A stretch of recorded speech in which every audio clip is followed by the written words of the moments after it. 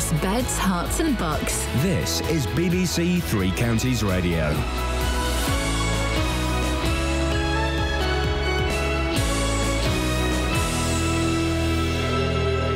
It's 6 o'clock. I'm Simon Oxley. The headlines: domestic abusers in Hertfordshire volunteer to be tagged, Prince Charles to meet Gerry Adams, and fresh appeal for suspect after attack on Watford fan. BBC Three Counties Radio. Convicted domestic abusers in Hertfordshire are volunteering to be tagged as part of a pioneering new approach to tackling the issue. The scheme is focused on Stevenage, which has one of the highest rates of domestic abuse in the county. More from Tony Fisher. The main aim is to work with the offenders themselves to help prevent further offending and safeguard victims. By putting GPS tags called Buddy on them, police can monitor their movements. One abuser who's taking part in the scheme says having the tag has made him think twice about his actions and stops him creating grief with his ex-partner. Prince Charles will meet the Sinn Féin President Gerry Adams later as he begins a visit to the west of Ireland, where his great-uncle Lord Mountbatten was murdered by the IRA in 1979. The meeting is the first in the Irish Republic between a member of the royal family and a representative of the Republican group.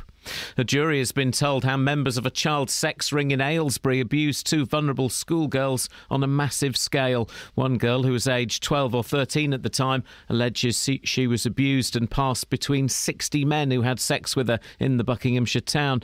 11 men on trial at the Old Bailey, including 6 from Aylesbury, deny a total of 52 sexual offences between 2006 and 2012. The case continues. Police investigating the attack on Watford fan Nick Crewis have renewed their appeal to trace a suspect. The 44-year-old from Hemel Hempstead was left with head injuries after being attacked after Watford's match at Wolves in March. More from Gail Sanderson. The football fan could be left with a lasting brain injury and is facing a long recovery at a specialist rehabilitation unit. Police say it's having a massive impact on his wife and children. They want to trace a man shown in CCTV images who they believe could be from Telford in Shropshire. So far, 12 people have been arrested and bailed in connection with the assault. One of the contenders to be the next Labour leader, Yvette Cooper, has criticised the way Ed Miliband addressed the business world. The Shadow Home Secretary said the party had appeared anti-growth and ultimately anti-worker. An animal rights group wants to change the name of a Hertfordshire pub which dates back to the 8th century. PETA, People for the Ethical Treatment of Animals, say Yeldy Fighting Cocks in St Albans should be given a more compassionate name. But Patrick Chaplin from the Pub History Society says it's not a good idea. It's a very, very famous, well-established, unique public house. And I would think that it's probably listed. And if it is listed, then you cannot do anything about the name of the pub.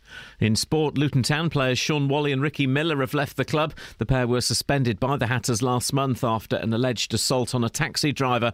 And in last night's Premier League match, champions Chelsea lost 3-0 at West Brom.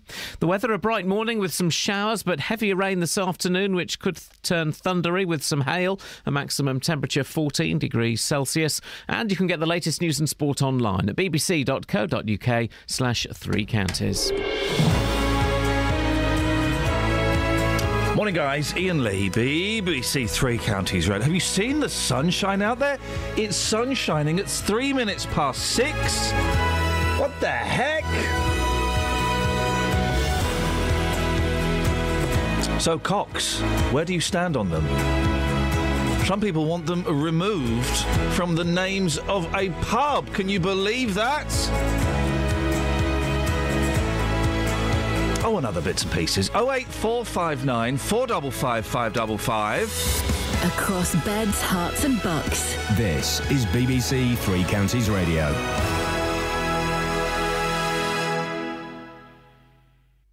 Now, why isn't that CD playing? Oh, maybe it's on the wrong one. Hang on. Hang on a second, guys. Hang on a second one. No, that's CD one. The CD's not playing. Thinks. Kels, my CD's not playing. It's going to be one of those shows today, guys. Oh, wait, I'm in no rush. Do you want me to sing? No, mate. Are you sure?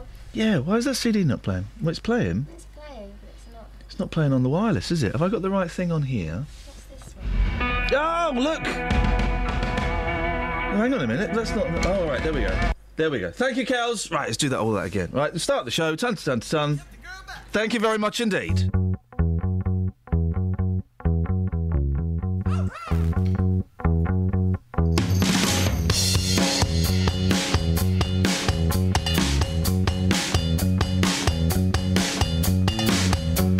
She's about to walk away. So if you're gonna make her wanna stay, tell her she should move inside. Tell her that she's always been the one. You've gotta say it from the heart. She would know a fake right from the start. A girl like that deserves the best. Oh yeah. So you've got to show her that you're not like all the rest. It's about time that you put your cards back on the table. It's about time that you show how you really get able. It's about time that you get the girl back, that you get the girl back on the side.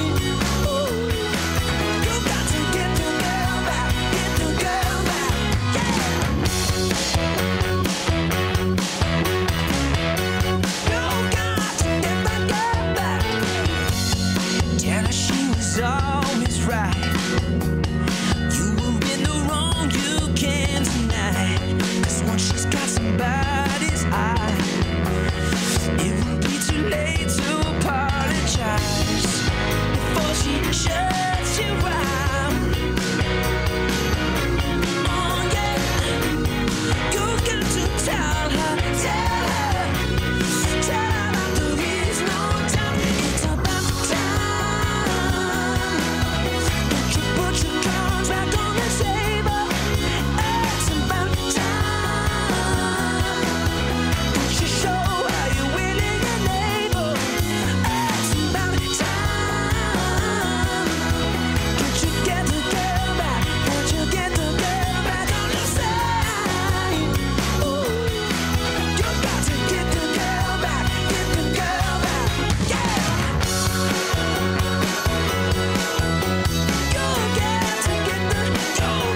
to get the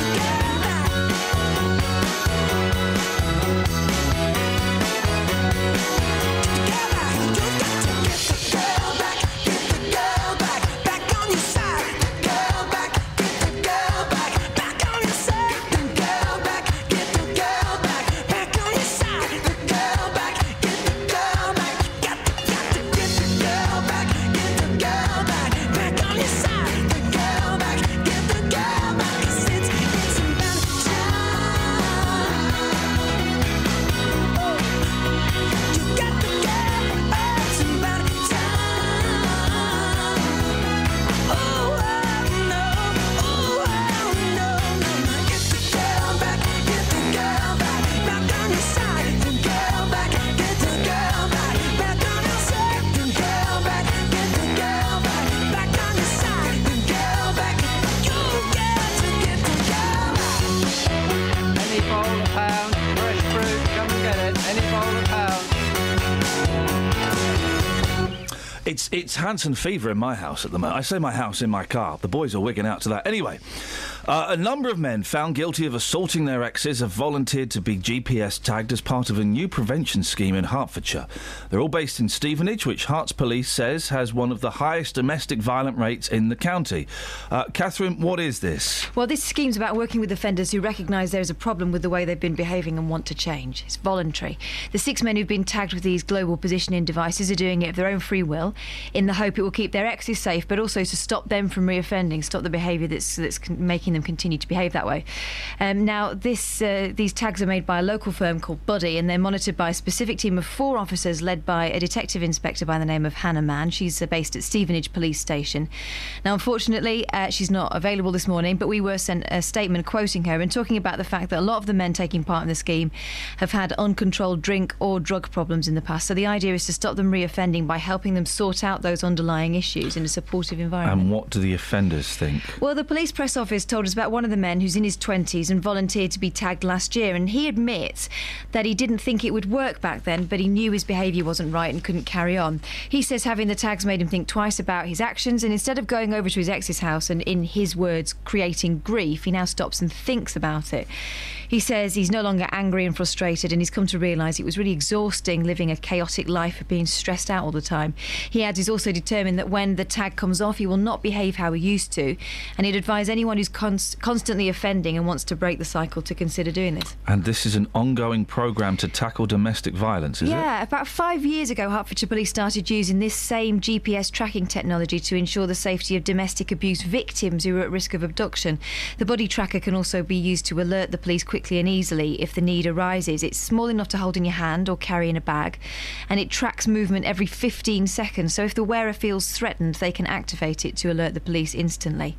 And if the device leaves a designated area, then there's an alert goes off and the police can investigate.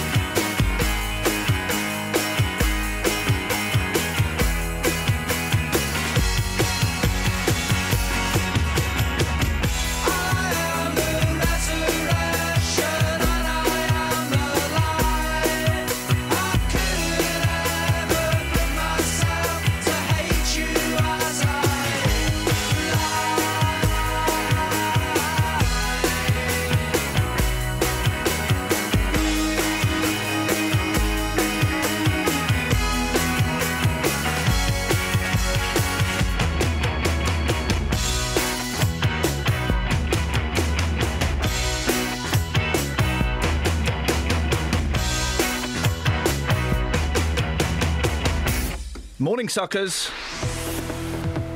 Travel news for beds, cards and bugs. BBC Three Counties Radio.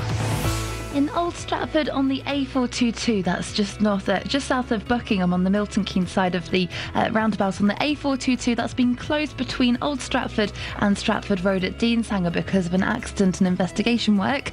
In High Wycombe on New Road, there's water mains work going on at 5 Acre Wood. And in Hertford on the A414 westbound, there's a lane closed there at Thieves Lane between there and Birchall Lane for roadworks, which could also cause some delays this morning.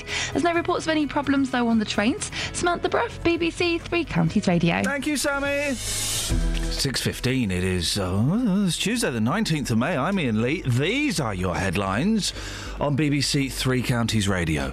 Convicted domestic abusers in Hertfordshire are volunteering to be tagged as part of a pioneering new approach to tackling the issue. Prince Charles will meet the Sinn Féin president Gerry Adams later, 36 years after the IRA murdered his great-uncle Lord Mountbatten. And an animal group wants to change the name of the historic St Albans pub, Ye Olde Fighting Cocks. BBC Three Counties Radio. That was rude. I shouldn't have called Petter that. Sorry, that was rude. Gardeners, landscapers, tree sculptors, they're all coming together this week. And I'll be there to see it happening. Nick Coffer. This afternoon, I'll be live from the heart of London to bring you the Chelsea Flower Show. It's a family garden, so there's somewhere to sort of sit, cook, just spend time together. I'll chat to all the local enthusiasts who are taking part. Sort of encapsulates everything that's British, and I suppose looking at it, all the seasonal produce we have. And bring you the sights and sounds from one of Britain's best events. And she's an extraordinary artist and is made of cedar and black graphite. Nick Coffer. Live from the Chelsea Flower Show. Today from midday, here on BBC Three Counties Radio. I've been in this town so long that back in the city I've been taken for lost and gone and unknown for a long, long time. Fell in love years ago with an innocent girl from the Spanish and Indian home of the heroes and once a night, Cotillion Square at the fight, and she was right in the rain of the bullets that eventually brought her down. But she's still dancing in the night, unafraid of what a doodle do in a town full of heroes and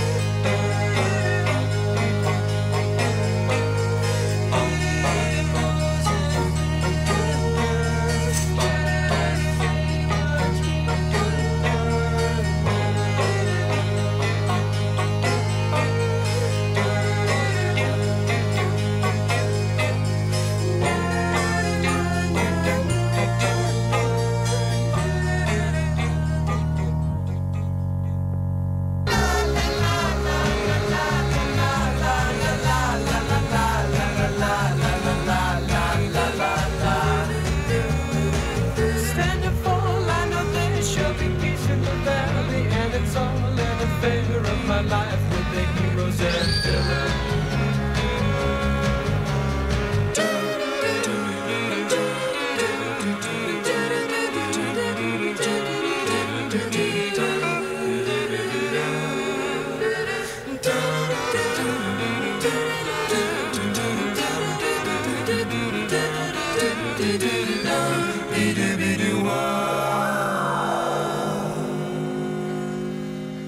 My children were raised, you know they suddenly rise. They started so long ago, head to toe, helping wealthy and wise.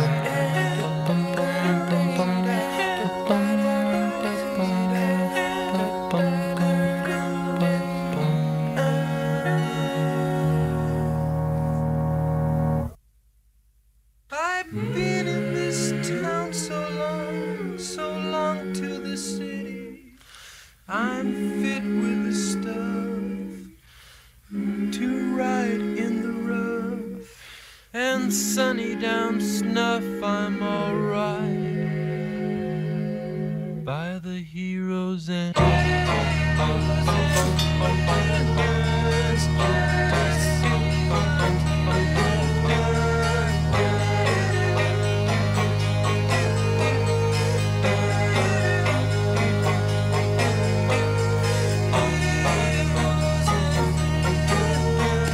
Morning, guys. Iain Lee, BBC Three Counties Radio. Morning, Dee Lee. Lovely harmonies. Lovely harmonies.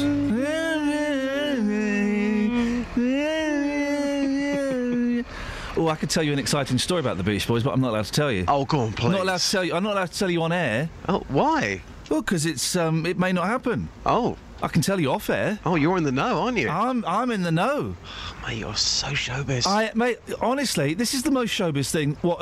I can't even say. Honestly, I tell you off air, it's exciting. I forgot to mention it to you earlier. Brilliant. Now, on to it's I don't want to call you our cock correspondent, Dealey, but in many ways, I can be today. Animal rights campaigners are calling for an end to lots of things. But they want to change the name of a pub, don't they, Justin? Yes. What is this? This is a pub in St Albans, a very historic pub. Yeah. It's called Ye Old Fighting Cocks. And there hasn't been any beef for, 143 years. Don't mention beef, they'll have a problem with that as well. But now the animal rights charity PETA, they do have beef. And permission to interrupt. Go on. Is it PETA or PETA? Because everyone seems to alternate with what they say. I don't know what the correct answer is. I mean, for me, it's PETA. It's always been PETA. Right. People for the Ethical Treatment of Animals, the charity. Yep. So they've got an issue with the name here. It's been called Ye Old Fighting Cock since 1872. Gosh, they must be tired. It doesn't even make sense. But the charity say that, guess what? It promotes violence towards animals. Oh, for crying out So when you loud. walk past that pub, you think, oh, Ye Old Fighting Cocks, animal cruelty. Yeah. I mean, admittedly, if you go onto the pub website, it does say that cockfighting did take place there in the main bar, but that was in the late 19th and early 20th century. And that's why it's called the Fighting Cocks! Exactly. History. Lots of things in history which were wrong, but that's why it's got the name. I'm surprised, Justin, at the number of pubs I see called the Black Boys. Yeah, plenty of those around. Lots of pubs called the Black Boys. Yeah, I know. It's just, it's one of those things, you know. It's you the see name of a pub. Grow up, Peter. Yeah. When later you'll be talking to them in full, but Dawn Cart is from PETA, and she explained, and this is classic, she explained why a change of name would be a positive step. Fighting cocks brings to mind the violence of cockfighting, but a name like Ye Old Clever Cocks, that would reflect our present society's rejection of needless violence, and it would help celebrate a fascinating but often abused and misunderstood animal. Punters don't want to think about birds being forced to fight to the death while sipping their ale. Part of our point is that if with a name change like Clever Cocks, it would help to highlight the fact that chickens are intelligent, sensitive, and social animals, as I'm sure the pub's punters are.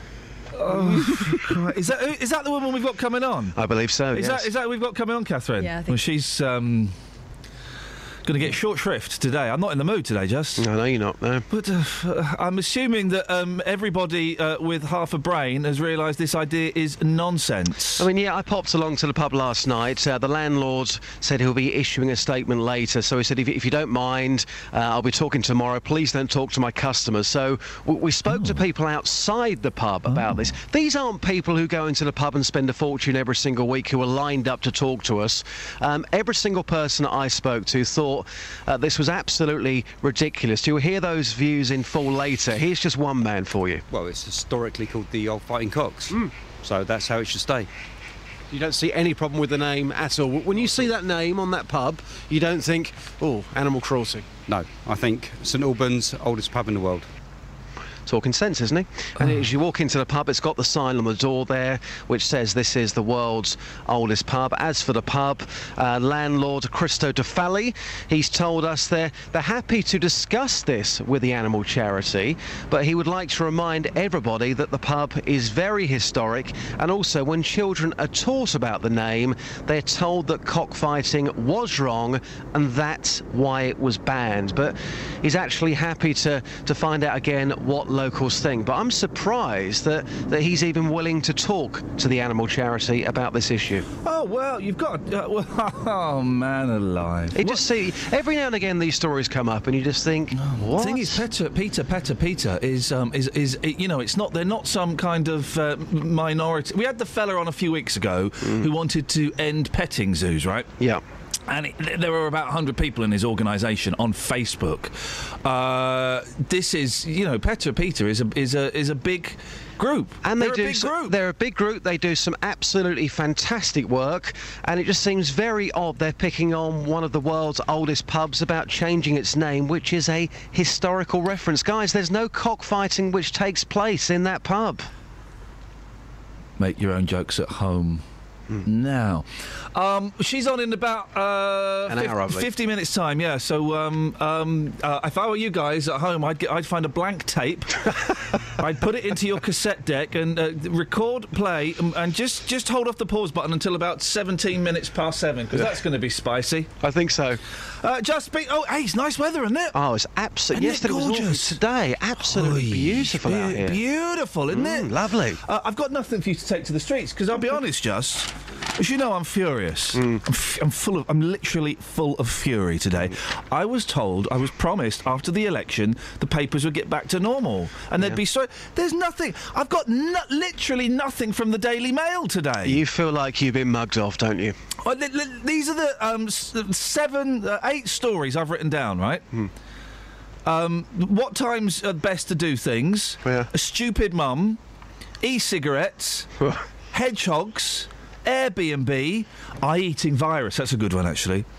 Bucks Fizz and Grave Flat. That's it. Bucks Fizz. Is that the drink or the group we're talking about? Oh, it's the pop group, mate. Oh, lovely. Oh, that's got me interested. Justin, speak to it. Thank you. Oh, hang on a minute. Yeah, go on.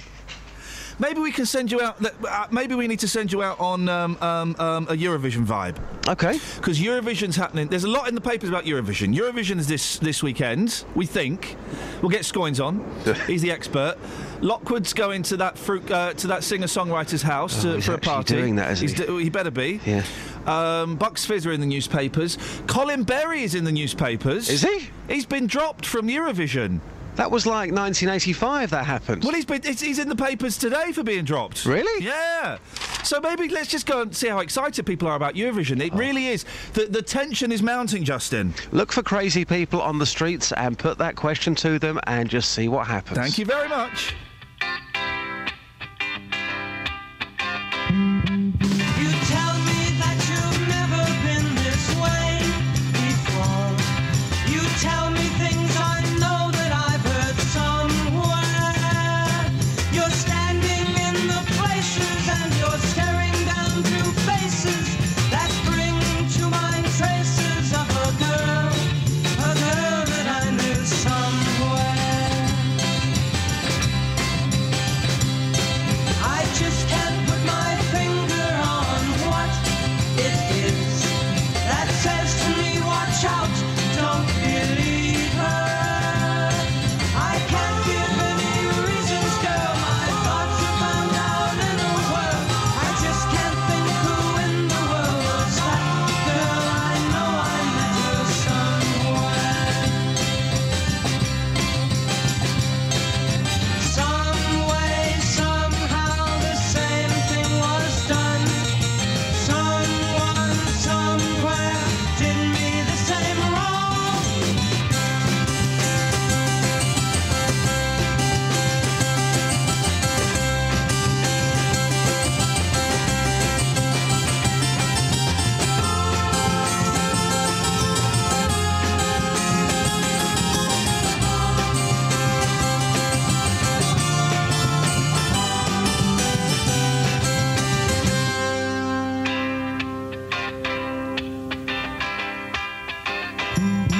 Well, goodbye, dear, I just can't take this chance. Goodbye, dear, I just can't take this chance. My fingers are still burning from last time. And if your love was not a game, I only have myself to blame. That as maybe I can't explain, just ask the girl that I knew somewhere. And if your love was not a game, I only have myself to blame. That as maybe I can't explain, just ask the girl that I knew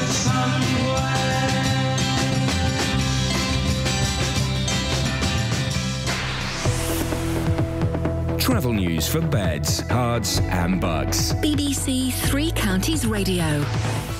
In Old Stratford on the A422, just north of Milton Keynes, that's been closed in both directions because of an accident between the A5 and Stratford Road at Dean's Hangers, so that's closed on the Buckingham side of the roundabout, just north of Milton Keynes.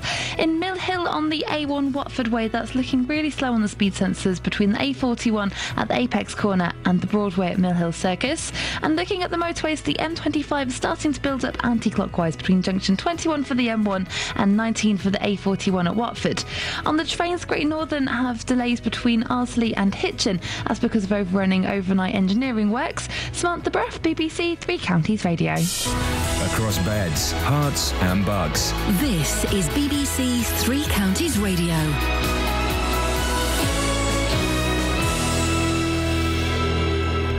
It's 6:30. I'm Simon Oxley. Convicted domestic abusers in Hertfordshire are volunteering to be tagged as part of a pioneering new approach to tackling the issue. The scheme is focused on Stevenage, which has one of the highest rates of domestic abuse in the county. Prince Charles will meet the Sinn Féin President Gerry Adams later, 36 years after the IRA murdered his great-uncle, Lord Mountbatten. Police investigating the attack on Watford fan Nick Crewis have renewed their appeal to trace a suspect, and an animal rights group wants to change the name of historic St Albans pub Ye Olde Fighting Cocks. They say it should be given a more compassionate name. Three Counties Sports. BBC Three Counties Radio. Luton Town players Sean Whalley and Ricky Miller have left the club. The pair were suspended by the Hatters last month after an alleged assault on a taxi driver. More from Jeff Doyle.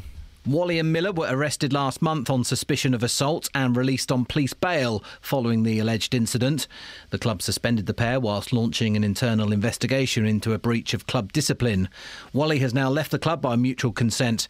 Miller has had his contract terminated subject to appeal. Defender Danny Fitzsimmons has also left the club by mutual consent. In last night's Premier League match, champions Chelsea were beaten 3-0 at West Brom and had Cesc Fabregas sent off. It's only Chelsea's third defeat of the season. Manager Jose Mourinho admits they've lost focus since claiming the title. In 2 matches we had 1 point and, but I can't blame the players. To blame the players, I have to blame myself because I'm a bit like them. I also lost that salt and pepper that we need in football matches, that you need during the week to work at a high level. Elsewhere, Raheem Sterling is expected to tell Liverpool manager Brendan Rodgers that he wants to leave Anfield this summer. The England forward had already turned down a new £100,000 a week contract with the club. Manchester City remain front-runners for his signature. And ahead of the first cricket test of the summer on Thursday, batsman Joe Root has been named England's Player of the Year. Root paid tribute to sacked coach Peter Moores for getting the best out of him. BBC Three Counties News and Sport. The next full bulletin is at 7.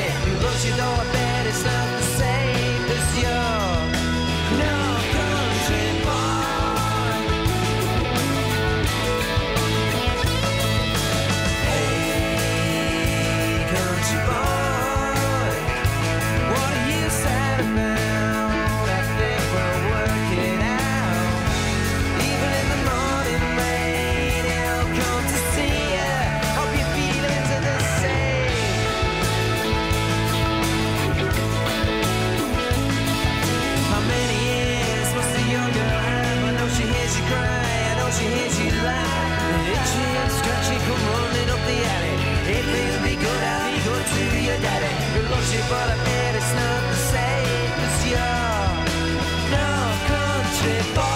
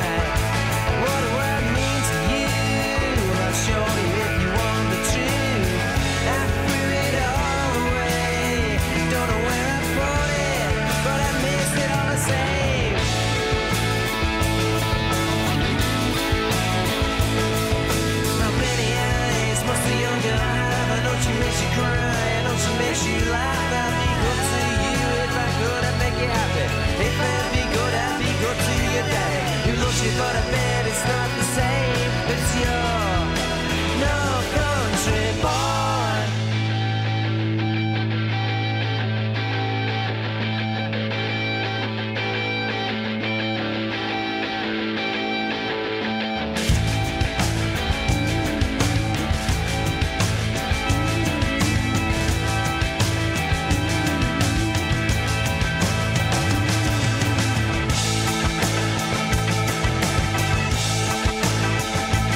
Morning, Iain Lee, BBC Three Counties Radio. There ain't nothing in the paper, so the next 25 minutes could be, well, quiet. What have you got, Kath? Well, look at this, right? There's a police trap bike fitted with £5,000 of technology designed. It's like Street Hawk, isn't it? Yeah, well... But without the lasers. Well, I don't know if it had lasers. I don't remember it that well. It's like Street Hawk in that it's a bike, right? But it was rigged up so that you'd be able to track it if someone pinched it, and the idea was that someone would pinch it, right? Yeah. Guess what?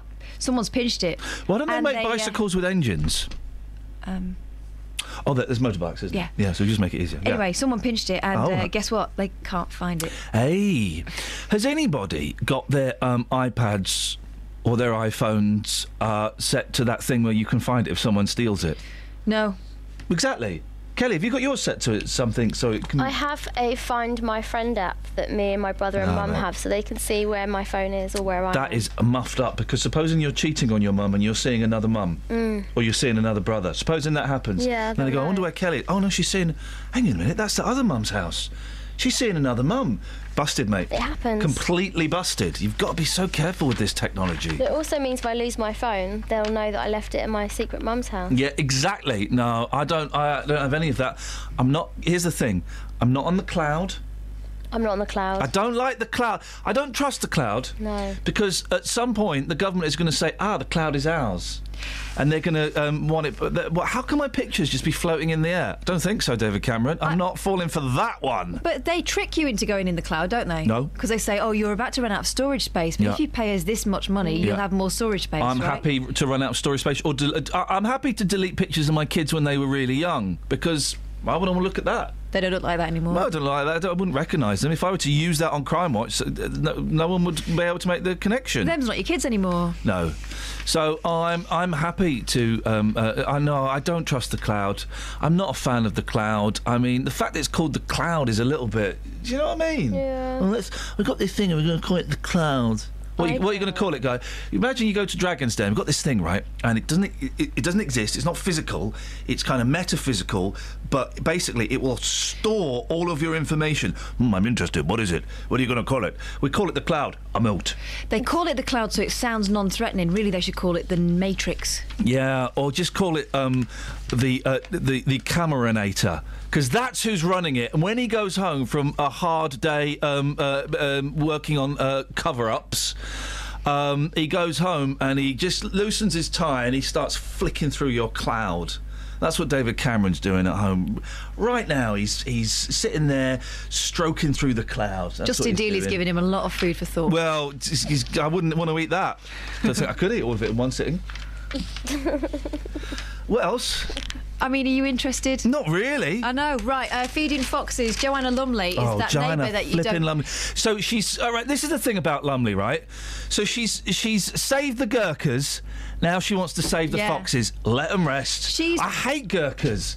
I hate Gurkhas. Horrible, greasy, slimy little things. Whenever I get them on my burger, I take them out. I will not eat them. That's a gherkin.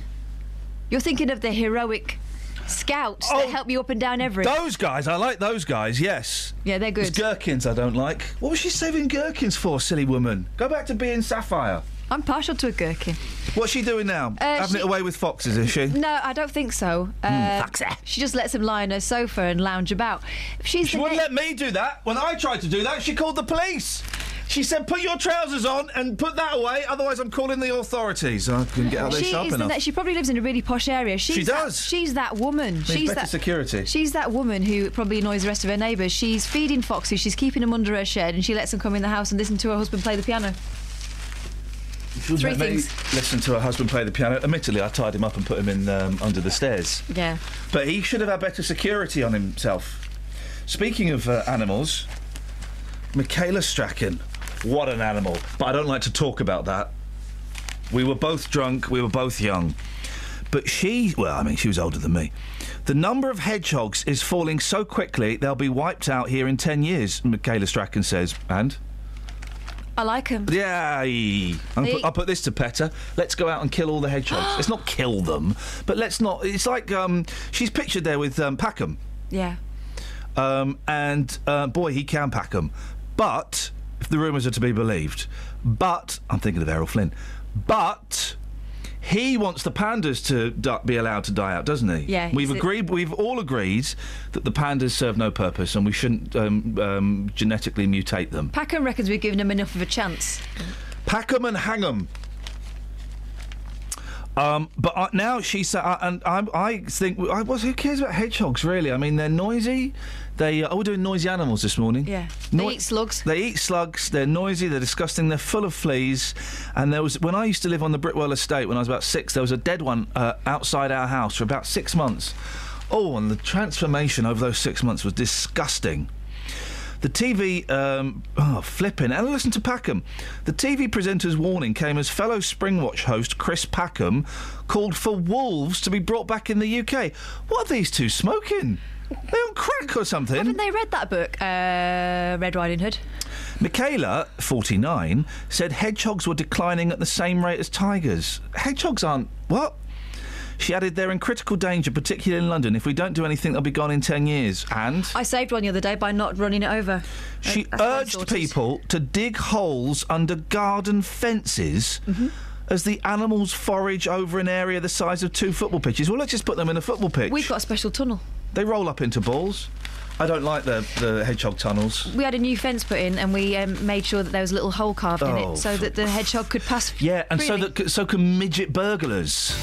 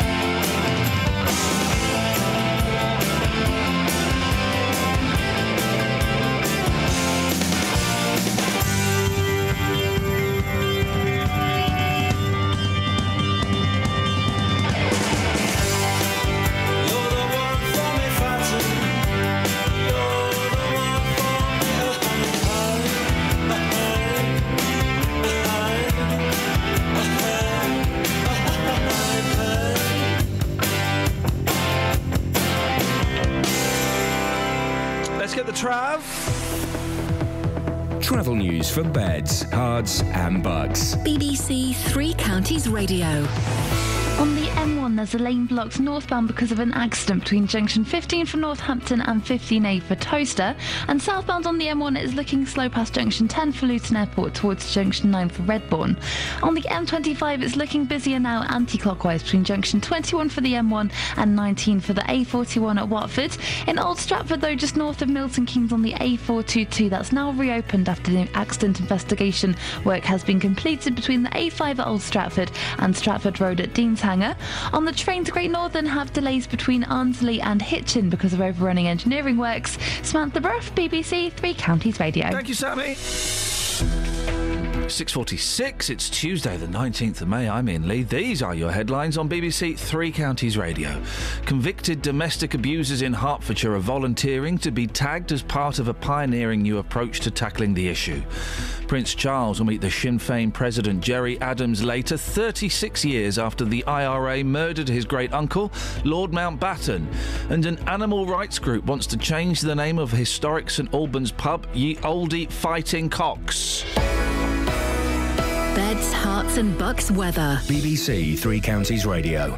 A beautiful start across all three counties. We have blue sky and sunshine. Quite a fresh feel to the day today, though. We've got a bit of a northwesterly or westerly breeze at the moment. We've got an area of low pressure spiralling off towards the northeast of the country, and that's pulling in this breeze. And eventually it's going to pull in some showers too, some heavy thundery showers likely.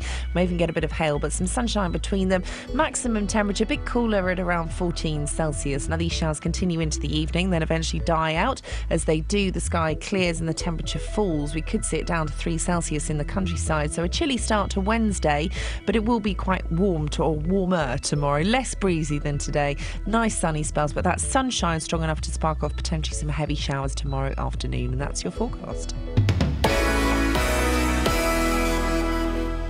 Every weekday morning. Coming up at 9 on the Big Phone In this morning, is it a good idea to make jobless teenagers work for their benefits? How would you like this country to stand up to President Putin? Are you surprised to see British people being blatantly racist? The JVS Show. I think we've got to get over this issue about racism doesn't exist. It has existed. It will probably carry on existing. What I wanted to say is they've got this completely the wrong way round. You know, that is also true. That is also true. You will always get some, but they are such a minority. Oh, the man's a buffoon. Get him up, get him out of bed, give him a sense of purpose. The JVS Show. Do you think we have got to, as a country, start taking this issue more seriously? Every weekday morning on BBC Three Counties Radio. Right, where the hell is Halkidikidi? Halkidiki. It's Greece, isn't it? Hey, Adele's listening to us in Halkidikidi. Nice. Getting my morning fix from glorious Halkidikidi. Flippin' heck. Well, hang on a minute. What you listening to? Oh, because Greek radio is utter guff. There's one Greek radio station, and I can never remember what it's called, and between 8 and 10 at night, they play, like, brilliant old 60s and 70s French and English and American songs. But the rest of Greek radio is... Good morning, everybody. This is Greece FM. Coming up, we got some great vibes for you. But before that, let's find out what's happening at Donna's Fish Restaurant. Is that right? They have a lot of English-speaking things. There's a lot of English-speaking radio. The Greek radio is rubbish. Good morning, guys. Welcome to Zante Island. And if you're on a hen or a stag, look out, it's going to be a hot one. Don't forget that Daphne's is giving away free Ginsters, and you can watch the X Factor results live at Darren's Bar. In Spain, they've got Kiss FM, right? And it's like their heart, basically. Yeah. It plays all the same music, usually a bit of Spanish pop, which is generally crummy, a bit of quite old 1990s dance music, and the people, and my mate doesn't dare sing along to it anymore because she doesn't actually know the words, but she, but she'll have a go anyway. I went for an interview at Heart when I got unceremoniously booted off of Absolute Radio. I went and saw everyone, and one of the people I went and saw was Heart. I was never going to get... Was it Heart? Yeah. I was never going to get a job there. I was never going to get a job there. But I was sat there for the meeting in this Ponzi bar in London, and the guy came in. He said, "Sorry, I'm late." He's had a meeting with all the presenters, and I've got really, really pleased with the way it's going. I said, "Oh, why? What you so pleased about?" He said, "Well, I've managed to get all of the links down from 28 seconds to 17 seconds." And I'm sat there thinking, this next 45 minutes is going to be a waste of my time, isn't it? I can do a link in 17. Let's try do a link in 17 seconds. Kelly, can you time us? Yep. Hang on. Tell me when to go. We'll do a link in 17 seconds. All right, hang on. Let's get my timer up. Got to take this seriously. Oh, flipping heck. Now remember, you're not allowed to say that's a good record, that's an okay record, or that's a terrible record. You're just going to say that's a record. You're listening to the Better Music Mix. Okay. We'll do 7 at 7. So you want 17 seconds? Yes. Get ready? Yeah. Get set. Go. Morning, guys. It's a beautiful day out there, and I hope you're having a lot of fun listening to some of the vibes I'm playing. Coming up, it's 7 at 7, where we play 7 songs back-to-back, uninterrupted by me, and we'll also have an interview with Robbie Williams. But before that, it's Robbie Williams and his hit, Candy. Stop. I can do it. Turns out it's easy. Would have paid an absolute fortune as well. Never been near a university. Never took a paper or a learned degree. Some of your friends think they're stupid of me, but it's nothing that I care about. Well, I don't know how to tell the weight of the sun and of mathematics, well, I want none. And I may be the man simpleton, but I know one thing, and that's I love you. When their logic was cold and all thinking it's done, you'll be warming the arms of the man simpleton.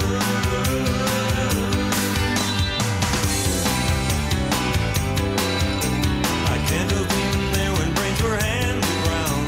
Please be upstanding for the man simpleton, or get past the cover of your books profound. Please be upstanding for the man simpleton. Some of your friends think it's really unsound that you're even seen talking to me. Well, I don't know how to write a big hit song, and all crossword puzzles, well, I just shun. And I may be the man simpleton, but I know one thing, and that's I love you. I'm not proud of the fact that I never learned much, just feel I should say. What you get is all real, I can't put on an act. It takes brains to do that anyway. And I can't unravel riddles, problems, and puns. I'm a home computer, has me on the run. And I may be the man simpleton, but I know one thing, and that's I love you. I love you. Depth of feeling is a currency. Please be upstanding for the man simpleton, and I'm the man who grew the money tree. No change of focus, and I won't get to one. Some of your friends are too afraid to see that they're paupers, and that's how they all stay. Well, I don't know how many mouths make up a ton of all the Nobel Prizes that I've never won. And I may be the man simpleton, but I know one thing, and that's I love you. When all logic grows cold and all thinking gets done, you'll be warming the arms of the man simpleton. You'll be warming the arms of the man simpleton. You'll be warming the arms of the man.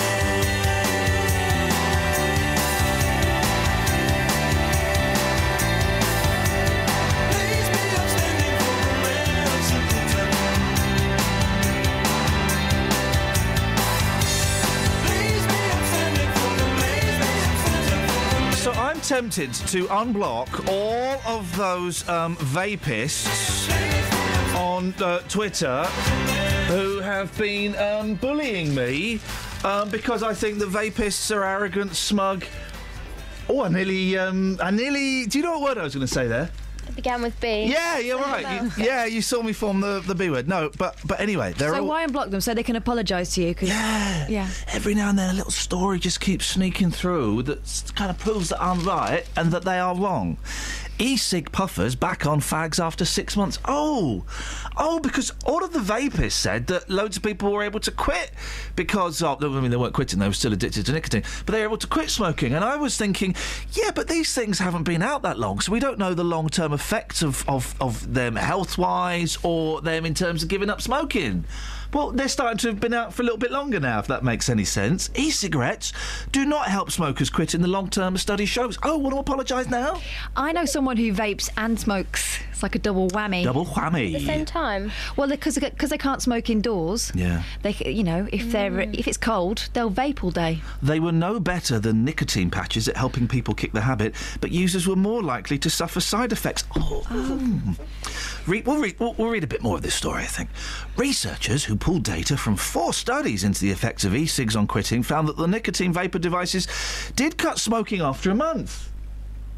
But 3 to 6 months later, people smoked as much before. In one study, no significant difference in 6-month abstinence rates was seen between e-cigs used by 2.1 million British idiots. And a dummy device or patch. Additional research into 18 studies on e-cigs found clinical safety found that vapists were more likely to suffer adverse effects such as dry cough, throat irritation, shortness of breath, or being a complete massive cheese. Hey, that doesn't sound healthier, does it? No. An expert says, given the potential health risks of using these unproven and unregulated devices, individuals should consider more well-established options until more research is performed. Kiss my chuddies! Go on, unblock them, because they'll all have an apology for you. Yeah, I'm going to unblock them. Hey, what's under the seat of your car? I don't want to know. Well, the finger's under the seat of my car Oh, at the really? moment. Yeah, and a load of bogies. Oh. It's true. Is there a connection? Have you been using the finger to... Yes. Oh. Reach the parts that other fingers cannot reach. A man almost crashed the van on his van on a dual carriageway when a 3-foot snake slithered out from under his seat. This is great. Wowzers. Ashley Vernon, 34, had rented the van from Leyland Vernon Van Hire. Kay, did you say? Ashley Vernon. Kay. Yeah, Vernon Kay. Vernon Kay. He'd rented the van from Leyland Van Hire. That's Leyland Van Hire if you want snakes with your van. Last Tuesday, and was driving home along the A500 to Stoke with his friend Mark Donnelly. To Stoke what? The fire? With Mark Donnelly. So Declan Donnelly and Vernon Kay were driving a luxury vehicle and to go home to stoke the fire, and then do you know what they said when the snake came out? Help! Anyway, they're driving along, Vernon's snake pops out. Help! What does he do? Yeah, he's got previous for that, hasn't he? It tried to bite him. Mark thought it was a... Yeah. Mark thought it was a walking stick. What? Then he realised it was a snake. So the snake was a walking stick? Yeah. Help! It tried to bite Declan Donnelly, so he shoved it in the glove box. That's the most nuts story I've ever heard in my life. News for beds, cards and bugs. BBC Three Counties Radio. On the M1 northbound, there are delays because of an accident that's between junction 15 for Northampton and 15A for the Northampton services. All the lanes are open again now, but it's still really slow through there. And southbound on the M1, it's slow from junction 10 for Luton Airport to 9 for Redbourne. On the M25, it's busy anti-clockwise from junction 21 for the M1 to 19 for Watford. And it's also looking busy now on the North Orbital Road as well at the M25 junction 21A roundabout. On the trains, Great Northern did have some delays between Arsley and Hitchin, but they've all cleared up and the trains are back running to time again after the overrunning engineering works have been finished. Samantha Bruff, BBC Three Counties Radio. I can barely get my CDs in the glove compartment, let alone a blooming snake. Coming up, we're going to be speaking to a woman from PETA or PETA, the animal charity, that wants to change the name of the Fighting Cocks pub because she thinks it promotes violence against animals. Local and vocal across beds, hearts and bucks. This is BBC Three Counties Radio.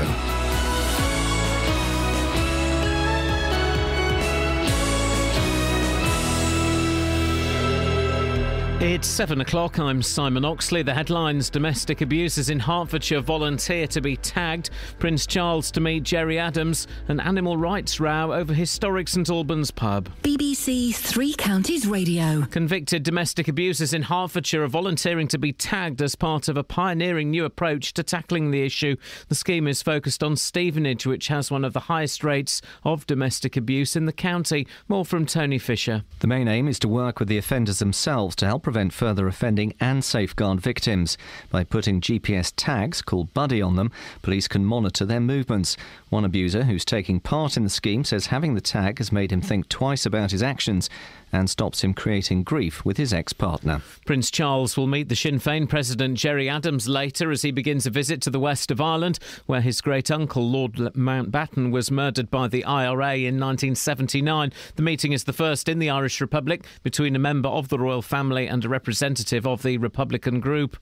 A jury has been told how members of a child sex ring in Aylesbury abused two vulnerable schoolgirls on a massive scale. One girl, who was aged 12 or 13 at the time, alleges she was abused and passed between 60 men who had sex with her in the Buckinghamshire town. 11 men on trial at the Old Bailey, including 6 from Aylesbury, deny a total of 52 sexual offences between 2006 and 2012. The case continues. Police investigating the attack on Watford fan Nick Crewis have renewed their appeal to trace a suspect. The 44-year-old from Hemel Hempstead was left with head injuries after being attacked after Watford's match at Wolves in March. More from Gail Sanderson. The football fan could be left with a lasting brain injury and is facing a long recovery at a specialist rehabilitation unit. Police say it's having a massive impact on his wife and children. They want to trace a man shown in CCTV images who they believe could be from Telford in Shropshire.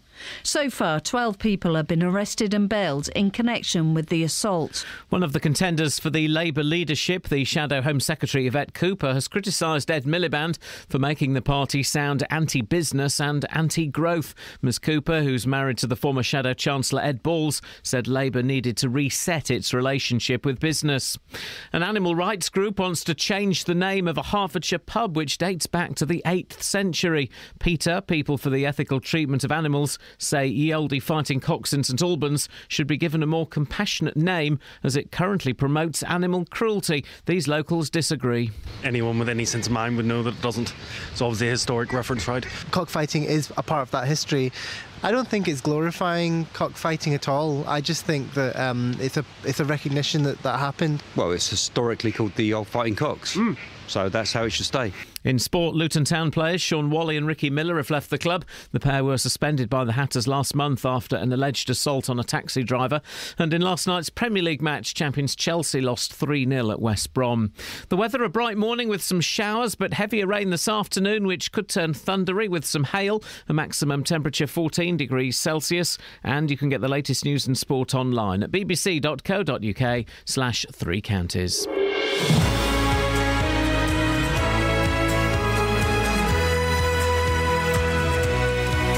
Morning, guys. Iain Lee, BBC Three Counties Radio. There's something in the air. There's a vibe. There's a movement. There's a shiver. There's a quiver. Can you feel it? Can you feel it?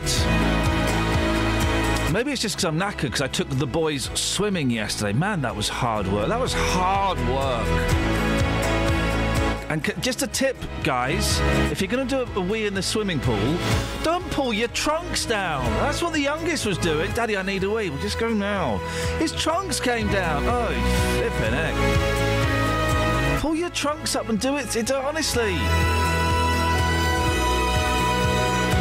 You can give us a call if you want. I mean, there's nothing really out there for you to talk about, but you can just give us a call about anything. I'm not fussed. Not fussed. Across beds, hearts and bucks. This is BBC Three Counties Radio. Any texters? No. Excellent. There we go. It just makes it easy. It just makes it easy. Oh, dearie me. 08459 455 555. Now, a number of Hertfordshire men with a history of domestic violence have agreed to be GPS tagged in a bid to change their ways. pilot scheme is currently concentrating on Stevenage, which apparently, I didn't know this, no reason I would, has one of the highest rates of domestic abuse in the county. Louise Gartland is the Business Development Manager at the tagging company Buddy. Morning, Louise. Oh, morning, Iain. Louise, what is Buddy and how does it work? Okay. Buddy, we're a small British company, and we're a technology innovation company with our head office in Rickmansworth. We're established in 2004, and what we do is use GPS technology to protect vulnerable people. So we have a security tag, which is securely attached to the offender's ankle, and we also have a handheld product with a wristband, which is used by vulnerable people in order to protect them from harm. So in this particular circumstance that you're talking about, we pair up the two devices. Working with the police, we have a solution then that pairs up the victim and the perpetrator and gives a notification if there's any danger. So what do you mean if there's any danger? What if person A is getting close to person B? Yes, that's exactly it. The police set up the system to give a number of zones which protect the victim and notify the police if the perpetrator's in the vicinity of the victim, so they can take immediate action. And so what's the thinking behind this? Because this is voluntary, isn't it? Yes, it is actually. We've been working with Hertfordshire Police since 2009. What happened was they weren't very happy with the current electronic monitoring system that comes through the courts, whereby the offenders have a home location, so they're monitored according to a curfew. What Hertfordshire Police wanted was to know where offenders were at all times. The current system monitors offenders when they're in the home, and then when they leave the home, there's no way of knowing where they are. So they approached Sarah Murray, who's our chief exec and founder of the company, and said, actually, we'd like something more. What we'd like is to know where an offender is at all times, and we'd like them to have a product which can't be removed because the current products can be cut off by the offender, and we'd also like to be able to monitor the whole system ourselves. So Sarah, who's creative, sort of said, well, actually, I think I can deliver that for you. So Buddy developed the product, and we had permission from the government to pilot it with Hertfordshire Police. And it was very successful. All the offenders have volunteered to wear the GPS tag, and the business has developed from there. And what we're talking about today is the latest development with Hertfordshire Police. So it's sort of 6 years on, and they're using this product specifically now with domestic violence perpetrators, along with our victim device. Are they waterproof, Louise? Oh, yeah. Because if you can't take them off, then I can just imagine someone having a bath with one foot hanging out or something. Oh, no. They're fully waterproof, so offenders can bathe, shower, they can go swimming if they want to, play any sport. You know, they're very versatile. It's a very robust product, actually. And the psychology behind this, because these when it comes to this domestic abuse scheme, that these men are volunteering to wear it. I guess that implies that they're making a conscious effort to alter their behaviour. Yes, certainly. We know that the product works best when offenders have got some motivation to change their behaviour. And actually what we know happens, because the technology's been used with many offenders now in the UK and internationally. So when the offender has some motivation to change the behaviour, then the tag acts as a powerful deterrent. So it's an additional external conscience for the offender, which gives them a very strong motivation to change the behaviour.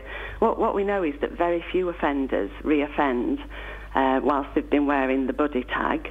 And because we actually know if they do offend, because the police know where they are and actually what they're doing 24/7. So this is a pilot scheme. How long is the pilot going to run for, Louise, before it gets expanded if it's proven to work? Do you know? No, I'm not sure, I'm afraid. I think Hertfordshire Police would have that information, but what I do know is that it's been very successful, so I should imagine there's every likelihood that they will expand it, because we've got a well-established programme with Hertfordshire Police, and this particular initiative is part of that wider programme.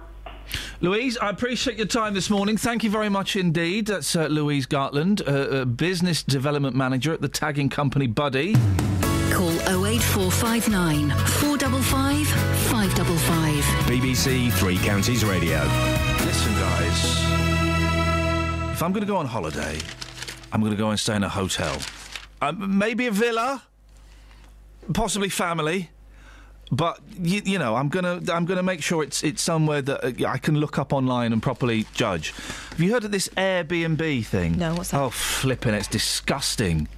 So, right, I could go on Airbnb. I think I've got this right. If you've used this, could you let me know? Because I think I've got this right. So I would say on Airbnb, right, that I want to swap a house for a week or a month. Oh, right. It's house swap. Oh, no. So, or maybe it's not. Basically, I put up on my... I go onto this website... I think. You can see I've not really looked into this. And I go, hey, I've got a nice house. There's a spare room. If people want to come and stay in it for a week... What, while you're in it? I think so. Why? I don't know. Am I in it or out of it, That's guys? like some sort of grown-up exchange programme. The Palace... anyway, it's been promoted because someone's floated a house with a garden down the River Thames. Oh, right. Website Airbnb launched it to mark rules that allow homes to be shared with travellers for 90 days a year. So you go basically, and you go and... I could go on this website, I think. I don't know, I'm guessing, primarily. And say, oh, I fancy staying in a house in San Francisco. Let's see what houses there are. Oh, look, this house looks nice. Can I come and stay at your house? Yeah, but then being in it is a bit of a turn-off, isn't it? Well, I don't know if they're in it or not. 08459 455 555. I don't know if they're in it or not, actually. That would put me off. Maybe you could have a little look. All right. Airbnb. Go and have a little look. Because before I slate a company, I at least like to have one fact to base my my rabid prejudice on. You know, sometimes I jump to conclusions, but as I get older, I like to have more facts to use to stab them in the gut. Just go and stay at a hotel.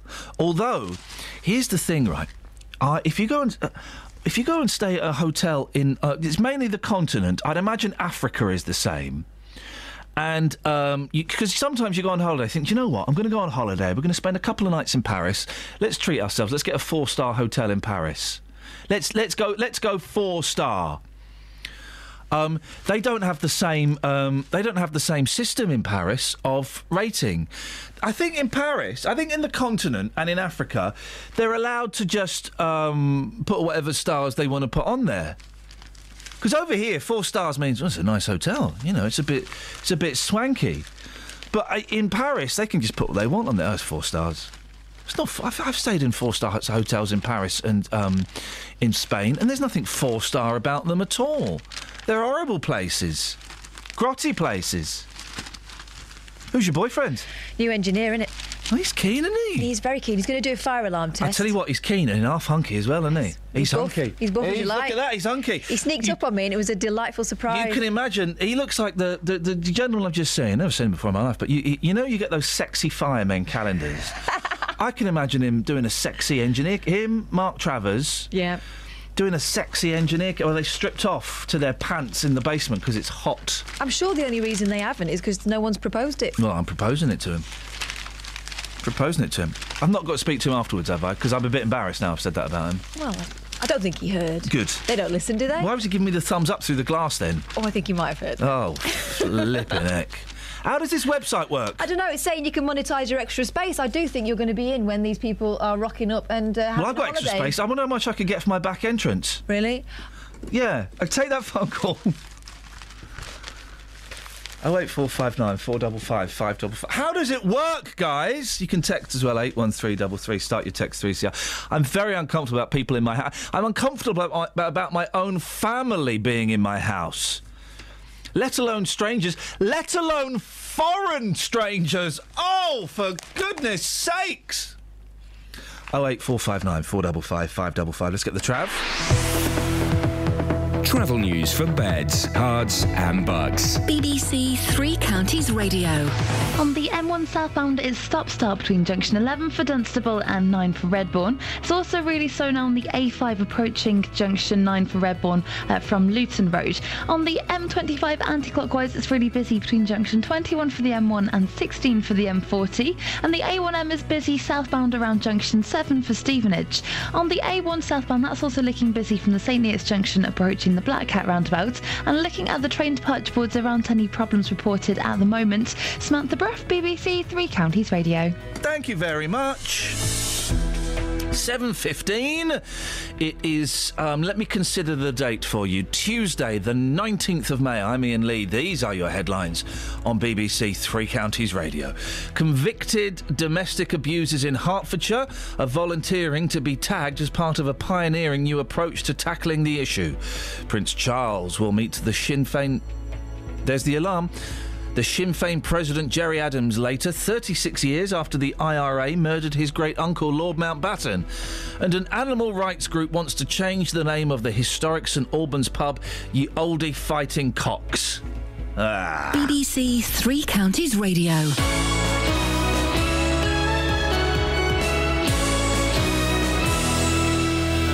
What a night for Wycombe Wanderers. Second leg of the League Two playoff. It's half-time in the tie. It's Wycombe Wanderers 3, Plymouth Argyle 2. It's on a knife edge. Wycombe are through to the League Two playoff final. And it comes to the near post. Mawson's there. It's a goal. Wycombe have got a second. Alfie Mawson direct from the corner. And of course, we'll bring you the whole day right here. We'll be with the Chairboys from first thing to final whistle. If you're going to get promoted, the best way is to do it at Wembley. You know, have a day out for the fans.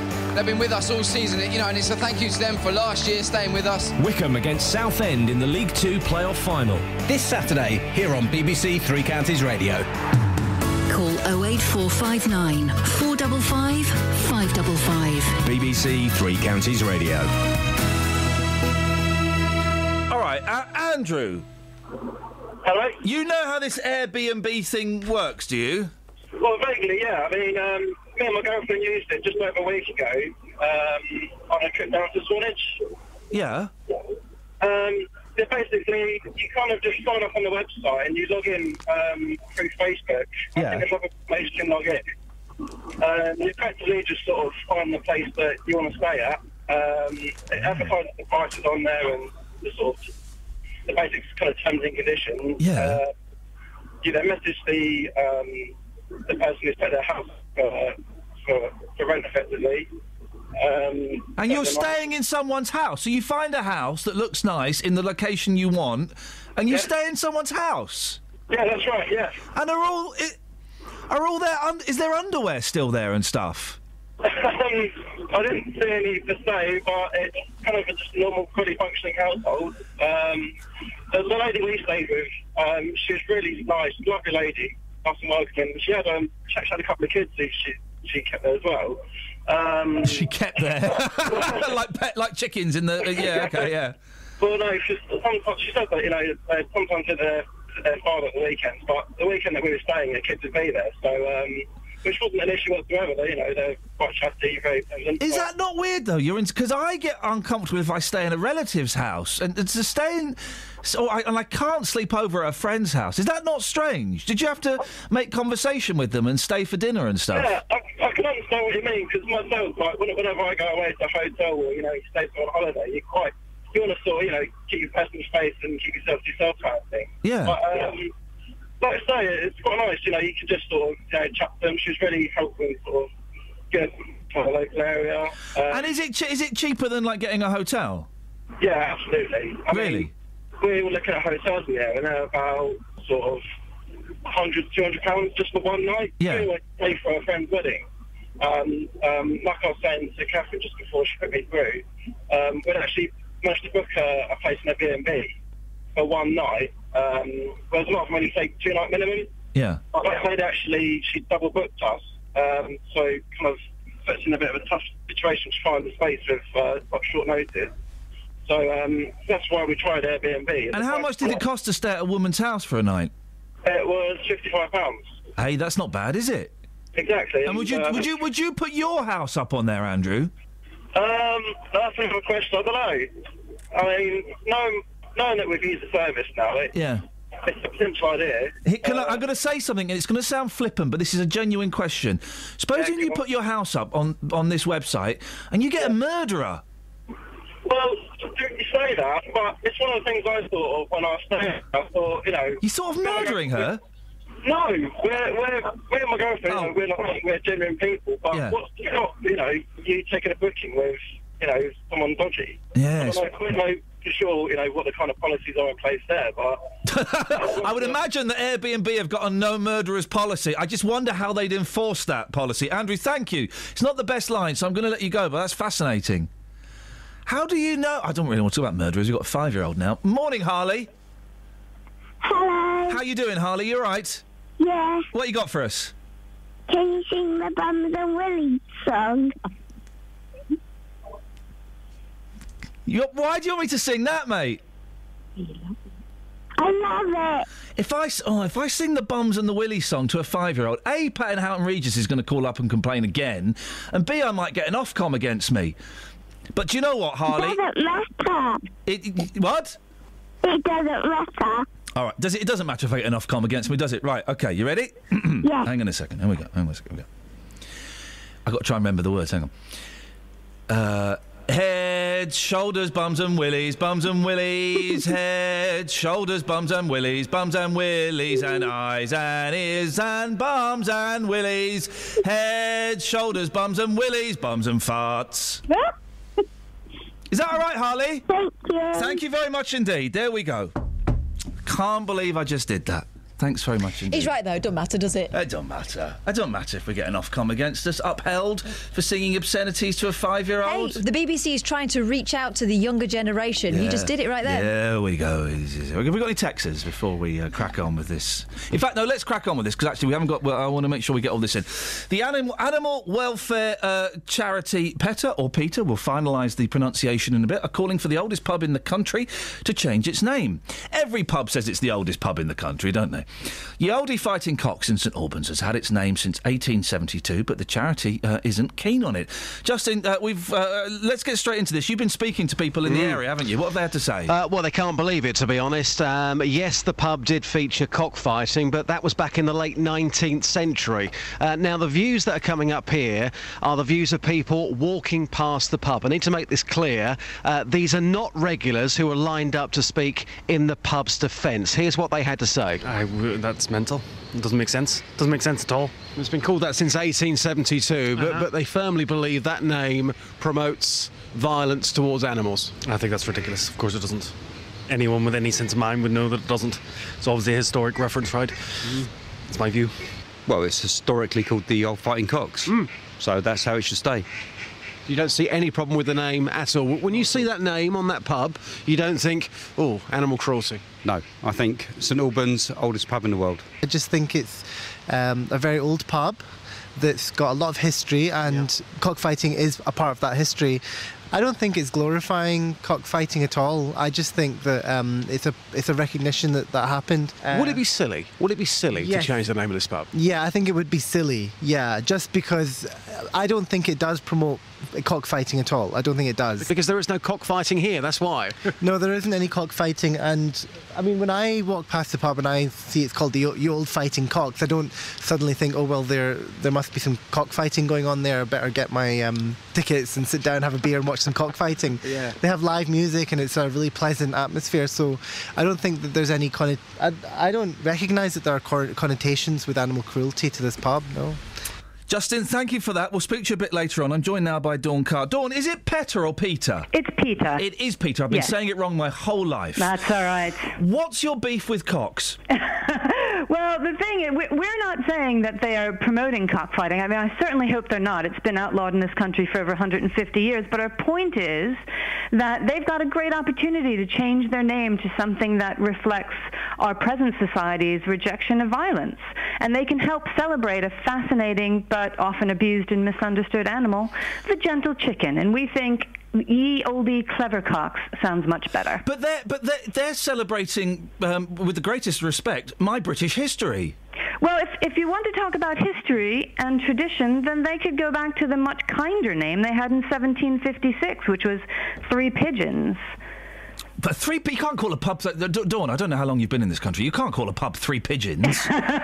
Well, I've been in the country long enough to know that you have some very colourful pub names. Boy, and I think, don't we? And you know, we're not particular. It doesn't have to be ye olde clever cocks. They could go for cheeky chickens or regal roosters, or perhaps they could acknowledge the 24 different vocalizations chickens use to communicate with one another and call the pub Clucking Marvellous. The thing is, though, they're not... I mean, I don't know how serious you are about this. Is this for real? Because they're not in any way endorsing, cockfighting. Of course they're not. That would be ridiculous to suggest that they are. It's been called that for 143 years, and no one's going in there going, "Hey guys, right, come on, let's put some money down and let's go and see some cocks having it away with each other." It's a name. Well, yeah, and it is right now. It's a name that brings to mind gentle birds being forced to fight to the death. Oh, no, it doesn't. No, it doesn't. You're taking it too literally. It's the name of a pub. It doesn't. No one's going, "Oh, I wish they'd bring that back. I miss well, I that." certainly hope not. Well, our point is that this is an opportunity for people for the pub to change their name to something a little bit less bloody, a little bit less dark, and something that would help raise awareness of how fascinating and clever these animals actually are. Why should a pub be raising awareness of chickens? They want to raise awareness of beer and crisps. Well, they can do both, and one of the points that we're making is that chickens, they're very social. They all have different personalities. They love their lives, very much like the punters of ye old. Well, what I hope will soon be ye old clever cocks. You know they're not going to change it, don't you? You know, is this? Have we fallen into the Peter trap here, Dawn? The very fact that we have got you on this show and we're talking about this on this show, is that the aim? Well, I think any time that we have an opportunity to talk about animals and what people can do to make the world a better place for them, that's a good thing. But we're serious. We think it would be fantastic if the pub changed its name, and we've also offered to sweeten the deal. Well, how are you going to sweeten it? Well, if they agree to the name change, yes. Well, no, not that. No. But we're offering to we'll host a party at the pub, and we'll supply enough delicious animal-free mock chicken to feed everybody there. I was a vegetarian for 26 years, Dawn. Man alive, I came back to the dark side this year, or last year.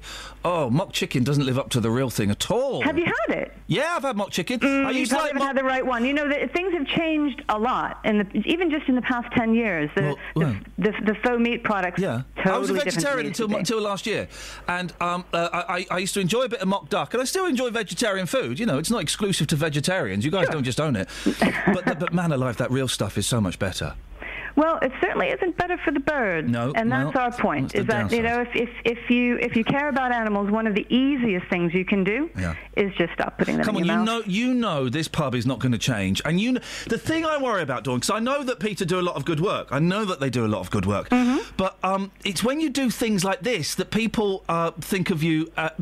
People that may not have heard of the good work that you do will only hear of you because of stuff like this and think that you are, fringe lunatics. Because there are more important issues that you can and you do focus on, and stuff like this detracts from the good work that you do, I think.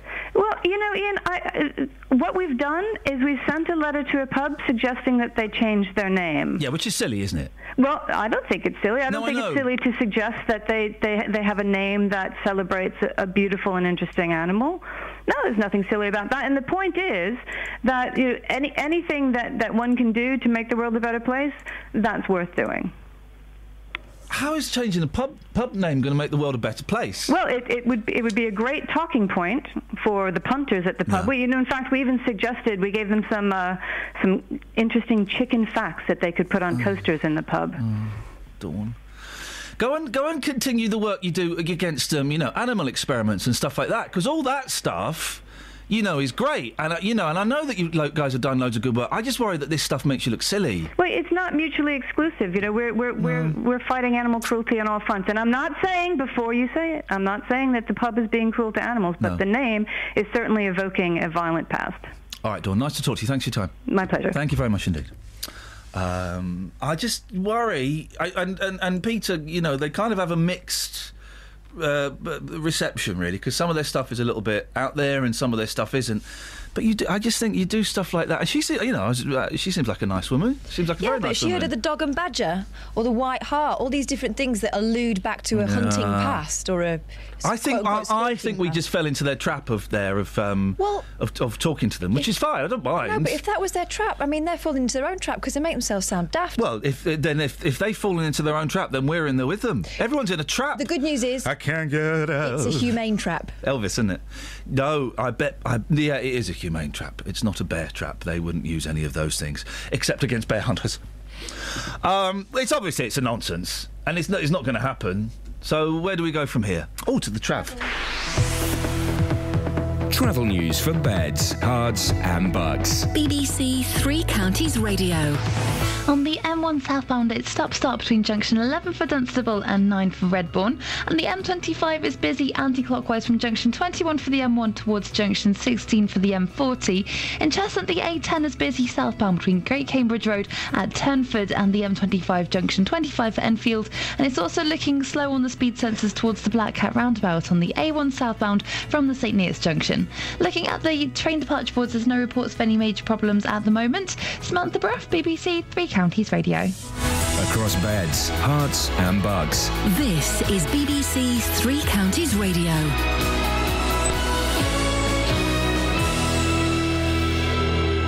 It's 7:30. I'm Simon Oxley. Convicted domestic abusers in Hertfordshire are volunteering to be tagged as part of a pioneering new approach to tackling the issue. The scheme is focused on Stevenage, which has one of the highest rates of domestic abuse in the county. Prince Charles will meet the Sinn Féin President Gerry Adams later as he begins a visit to the west of Ireland, where his great-uncle Lord Mountbatten was murdered by the IRA 36 years ago. And an animal rights group wants to change the name of a Hertfordshire pub which dates back to the 8th century. People for the ethical treatment of animals say Ye Olde Fighting Cocks in St Albans should be given a more compassionate name. Three Counties Sports. BBC Three Counties Radio. Luton Town players Sean Whalley and Ricky Miller have left the club. The pair were suspended by the Hatters last month after an alleged assault on a taxi driver. More from Jeff Doyle. Whalley and Miller were arrested last month on suspicion of assault and released on police bail following the alleged incident. The club suspended the pair whilst launching an internal investigation into a breach of club discipline. Whalley has now left the club by mutual consent. Miller has had his contract terminated subject to appeal. Defender Danny Fitzsimmons has also left the club by mutual consent. In last night's Premier League match, champions Chelsea were beaten 3-0 at West Brom and had Cesc Fabregas sent off. It's only Chelsea's third defeat of the season. Manager Jose Mourinho admits they've lost focus since claiming the title. In 2 matches we had 1 point and, but I can't blame the players. To blame the players, I have to blame myself because I'm a bit like them. I also lost that salt and pepper that we need in football matches, that you need during the week to work at a high level. Elsewhere, Raheem Sterling is expected to tell Liverpool manager Brendan Rodgers that he wants to leave Anfield this summer. The England forward had already turned down a new £100,000 a week contract with the club. Manchester City remain front-runners for his signature. And ahead of the first cricket test of the summer on Thursday, batsman Joe Root has been named England's Player of the Year. Root paid tribute to sacked coach Peter Moores for getting the best out of him. BBC Three Counties News and Sport. The next full bulletin is at 8.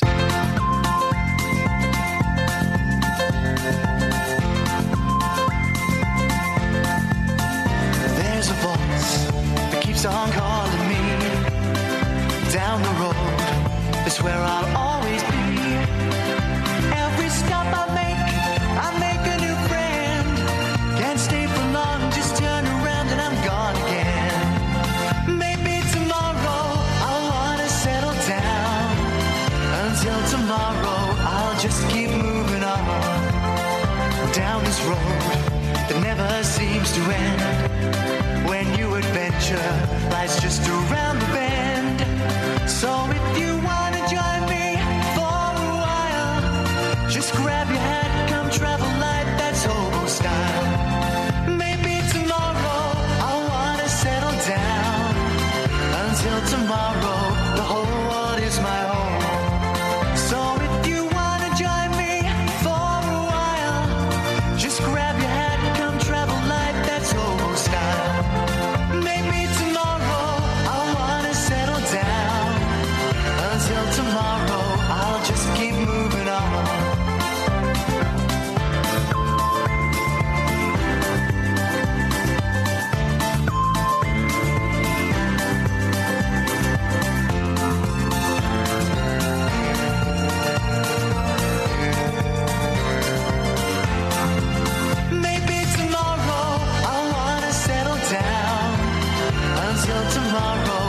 I'll just keep moving on.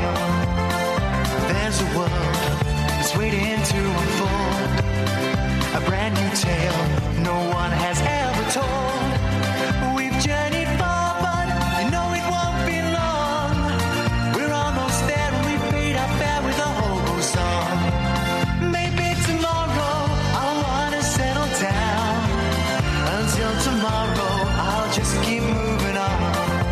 So if you wanna join me for a while, just grab your hat, come travel light, that's hobo style. Maybe tomorrow I'll find what I call home. Until tomorrow, you know I'm free to roll. All right, shouty Chris. All right, Ian. I've just had Kath saying to me, we got a caller. It's okay, we're going to get him on. Are we going to get him on? Yeah, okay. of course we are. Well, she's saying there's a caller. I don't know if I should put them through.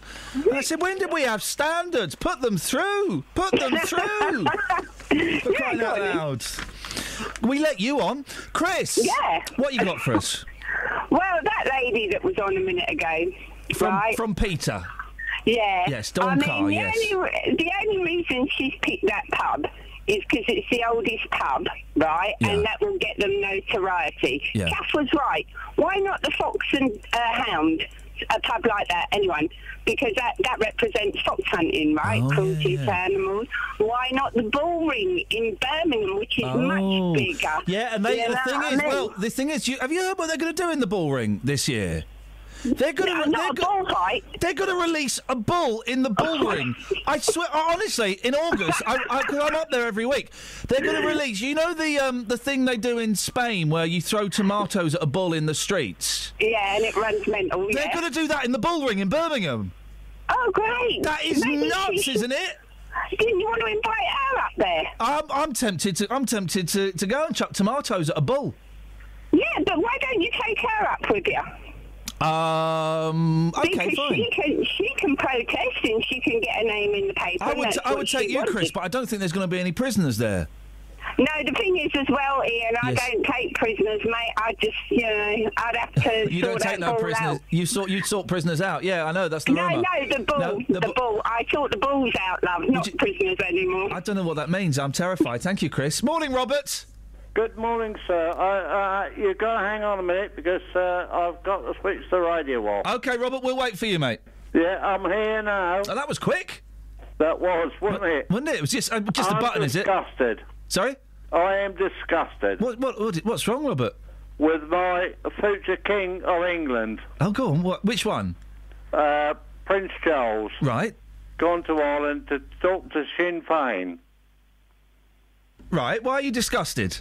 Well, would you like people to ring in and tell you they've lost half of their family? Yeah. And I'm getting serious now, sir. I'm doing my serious face, Robert. Yeah, but Prince Charles has gone over there to talk to Sinn Féin. Yeah. Who was in prison. Yeah. Has been released. Yeah. By the British government. It's controversial, isn't it, Robert? It's a controversial decision to go and do this, but I guess we've kind of a significant number of us have made peace with those guys now, haven't we? And we kind of have to. Excuse me. When you lose a member of your family, that will never be ever forgotten. Have you lost a member of your family? Yes, I have. Well, I'm sorry through the IRA. Yes. Well, I'm sorry to hear that. I can understand why you might be particularly upset about Prince Charles going. I am upset. I can tell that. My future King of England has gone to make... He, of course, has lost family members due to the IRA, hasn't he? He has his granddad. Yeah, well, no, it was Lord Mountbatten. What was he? He was a great uncle or something, wasn't he? Well, yes. They blew him up in his boat. They blew him up on a boat? Yeah. Yes. So it's not. I'm sorry, Robert. Don't. You can say it. Let me finish. So it's not. Quite often the royal family are accused of not being particularly involved. Well, he has a personal connection with this, so it's symbolic in so many different ways, isn't it? Well, could I ask all your listeners and people come on now to speak on your programme that they've lost their personal family. Yeah, I'm not. No, I mean no. I don't want the show to go down people phoning up and saying they've lost their personal family route because it's it's kind of would be a little bit miserable for this time of the morning. I'm just frustrated. Do you understand? I completely understand your frustration. Of course I do, Robert. Yeah. I've lost my family. What? Can I ask when? Blowing up in England. Blowing up in England. Coventry. Okay, when was that? 1978. Okay, and can I ask who you lost? No, I don't want to discuss that, sir. Why? Because it's hit me in the heart. Yeah, of course it has. Of course it has. It's just that you're asking people to phone up and say they've lost their personal family, and I'm not going to push you because I wouldn't. It's not. What I'm saying is, our future King of England has gone to see Sinn Féin, and that's not right, sir. I don't think. What are you sure it was Coventry? Was it? Pardon? It was Coventry, was it? Yes, when I lost my family. Yes. In 1978. Yes. I don't think there was an IRA bomb in Coventry in 1978. Weren't they? Well, somebody may correct me. Yeah. Thing is, if I'd lost my family in a bomb by the IRA, I'd know where and when. Okay, then. Did you lose anybody to the IRA? Well, I was in the forces. You would like to know my number? No. 33060. Robert. Okay, yeah, 33060. That's great, Robert. Your point has seriously been weakened by the fact that you've made up losing a member of family to the IRA. I haven't made anything up. Well, there wasn't a bomb in 1978, mate. Okay, then you tell me then it was. Well, no, there wasn't a bomb in Coventry in 1978. I don't think that our future King of England Robert should go. Well, that's an opinion. And see Sinn Féin. Did you lose anybody in an IRA bomb? Yes, I have. Who did you lose? My brother. Okay, when? When, where, and how, and I'm not going to tell you that. Robert, I'm going to speak. Can I speak honestly, Robert? Who have lost the IRA bomb. Robert, can I speak honestly and openly, sir? Honestly and open, sir. Yeah, it's a very controversial meeting, and I think the point is valid to question whether Prince Charles should be meeting Gerry Adams, the leader of Sinn Féin. He shouldn't. But your point has been completely weakened, sir, because I don't believe you've lost a member of your family in an IRA bomb. No, sir. Well, OK then, sir. I'll call you, sir, shall I? I don't mind, but I just don't know why you would make something like that up, Robert. It's a bit weird. I don't make anything up. Gerry Adams was locked up in jail. Yeah, I know, but you know what I'm referring to, Robert, don't you? There wasn't a bomb in Coventry in 1978, mate. Excuse me, could I say something? No, because I just think it's a really weird thing to phone up and pretend that you lost family members in a bomb that didn't happen. Anything. But that bomb didn't go off, Robert. It didn't go off. OK, then Gerry Adams was in jail. Robert, that's not the point I'm arguing about. Make your point. Thank you, Robert. Bye. It's a weird... I mean, if I've got that horribly, horribly wrong... Have I got that horribly, horribly wrong? If I have, boy, oh boy, I will be the first person to apologise to Robert. I just don't think there was an IRA bomb in Coventry in 1978. I don't think there was. Have I got that wrong? And also... if I am right, and maybe he's mistaken the year and the place, if my brother had been blown up by a bomb, I would know where and when it was. Do you know what I mean? That's the kind of significant detail I would store in my mind. If I've got that wrong, let me know and I will apologise on air to Robert on Bended Knee. And the point he was making was a good point. Should Prince Charles be going and meeting Gerry Adams and potentially shaking his hand? I don't know. It is controversial, isn't it? But the point weakens somewhat, I think, by let's be generous, by making a huge mistake, in the facts that you've included there. Let's not say lying. Let's say by getting some of the facts wrong. Well, in the last 20 minutes, we've gone from singing about bums and willies to a 5-year-old to calling an old man a liar. Boy, oh boy. Travel news for beds, cards and bugs. BBC Three Counties Radio. It's stop-start still on the M1 southbound between junction 11 for Dunstable and 9 for Redbourne. It's looking really busy. Also looking really busy on the approach from the A5. On the M25, it's busy anti-clockwise between junction 21 for the M1 and 16 for the M40. And it's slow on the A10 southbound in Cheshunt from the New River Trading Estate towards the M25. Also, the A1 southbound is looking like there are delays on the approach to the Black Cat roundabout from the St Neots junction on the A1 southbound. Looking at the train departure board, so there's no reports of any delays at the moment. Samantha Bruff, BBC Three Counties Radio. Thank you very much, Sammy. Well, that was weird. Anyone else feeling slightly uncomfortable? Good. 7:45, Tuesday the 19th of May. I'm Iain Lee. These are your headlines on BBC Three Counties Radio. Convicted domestic abusers in Hertfordshire are volunteering to be tagged as part of a pioneering new approach to tackling the issue. Prince Charles will meet the Sinn Féin president, Jerry Adams, later, 36 years after the IRA murdered his great-uncle, Lord Mountbatten. And an animal rights group wants to change the name of historic St Albans pub Ye Olde Fighting Cocks. Let's get the weather. Here's Kate. Beds, Hearts and Bucks weather. BBC Three Counties Radio.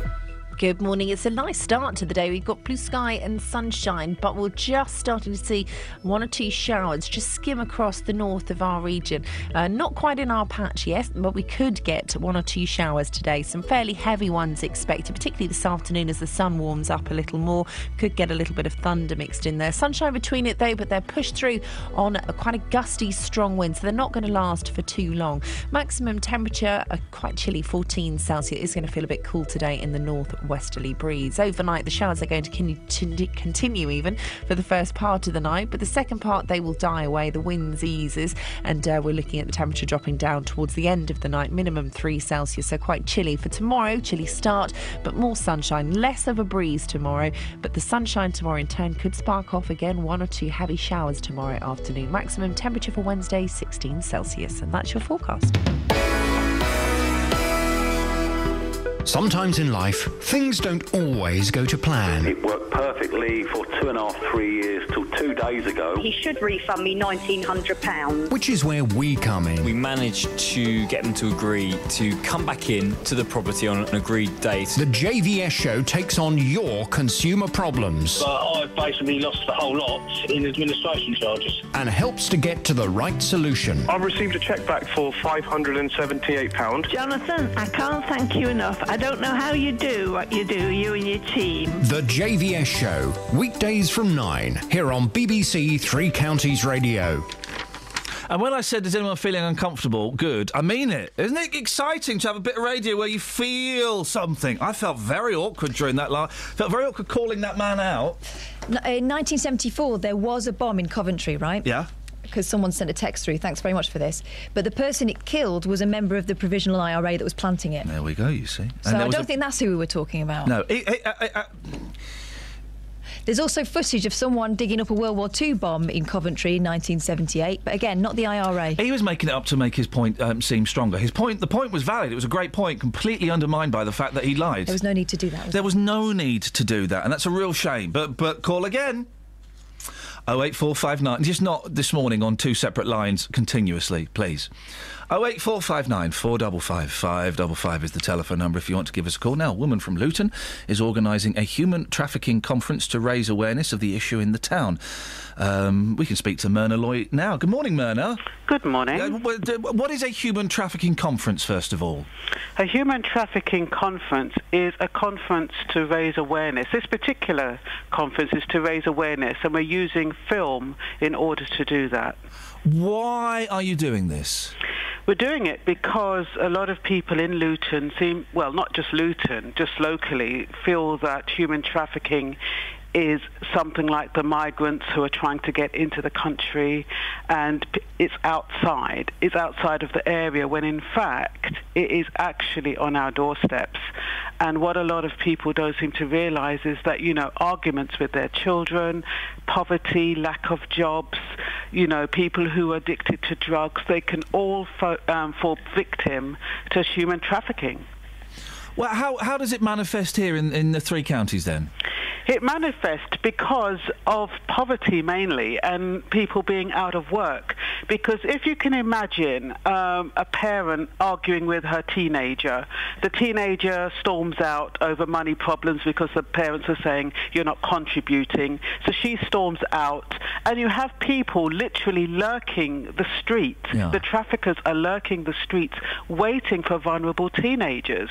And the next thing you know, they're saying, well, I can give you an iPhone, I can give you some money, you don't need to be at your parents' house, I can put a roof over your head. And the next thing you know, they're being turned into prostitutes, or they're being asked to traffic drugs. So I thought that human trafficking was maybe I've got this completely wrong, was when they kind of smuggled people from abroad into this country. Human trafficking is actually exploiting people for money. Right. That's what it is. And I think that is the misnomer, because a lot of people do think that's what it is. And it is what it is, but that's like organised crime on a much larger scale. People expecting much larger, larger stacks of money's involved. But so human trafficking can be, if I see a vulnerable 15-year-old girl, I can say, hey, listen, come and stay at my house. I'll get you an iPhone. I've got some great DVDs and video games. But then getting them to work as a prostitute for me.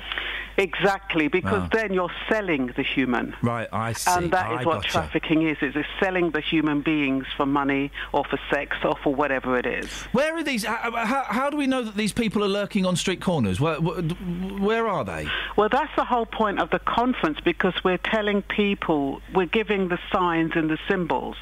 So at the conference, people will be, the conference is full for anybody who is interested, but we're showing them the signs, because people, you'll just see them standing around.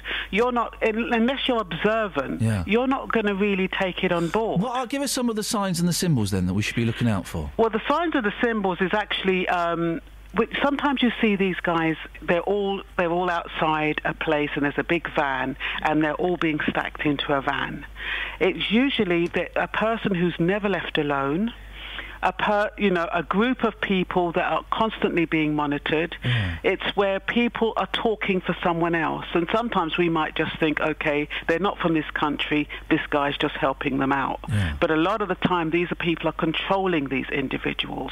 And as for young girls and young women, it's more or less the fear factor. You can see the fear in their eye, they're nervous, they're a bit jumpy, and it's those kind of things. But they might just be foreign people talking to each other in foreign. No, but it's the body language. The body language is the common denominator. What's the body language of a trafficker? The body language of a trafficker tends to be quite cocky, confident. Well, that's Justin Dealey. Pardon? I know people that have got cocky... Justin's got cocky body language. But you're not looking for anybody who's cocky and no, that's probably a wrong description. Yeah, OK, but make when sure you you're get it right for tonight. No, when you're thinking about traffickers, they're usually lurking, they're usually standing alone, they're usually watching, they're usually, they're not normally active doing something. Oh, I thought they were stood by a van with loads of people. I'm confused, Myrna. Are you perhaps worrying people unnecessarily? Because yes, it goes on, but just saying, look out for cocky foreigners with vans. That's going to be a little bit. That's slurring it a bit, isn't it, Myrna? No, that's not what I said. No, what I'm saying is these are the indicators. Sometimes you'll see a van load of people. Yeah. And it's outside agencies, and you'll see a lot of people getting in those vans. These are some of the signs that this could be a trafficked group. That's what I'm saying. Okay, and so the event tonight, you're hosting it, are you? Yeah, I'm hosting it along with Unchosen of Bristol. Bristol is coming. Unchosen is an organisation from Bristol who are coming in, and they've got the films, and I'm facilitating it, and I'm actually putting it on. Okay, well, but we will be holding workshops locally for this. Okay, Myrna, listen, I wish you the very best of luck. Thank you very much indeed, Myrna Loy there. Yeah, sure. Call 08459 455 555. BBC Three Counties Radio. You know the last 30 minutes of radio? It happened. I think that acid that I bought in college in 1993 has finally started to kick in. Because I've got no idea. I've got no idea what's going on. Cocky foreigners with van loads of people?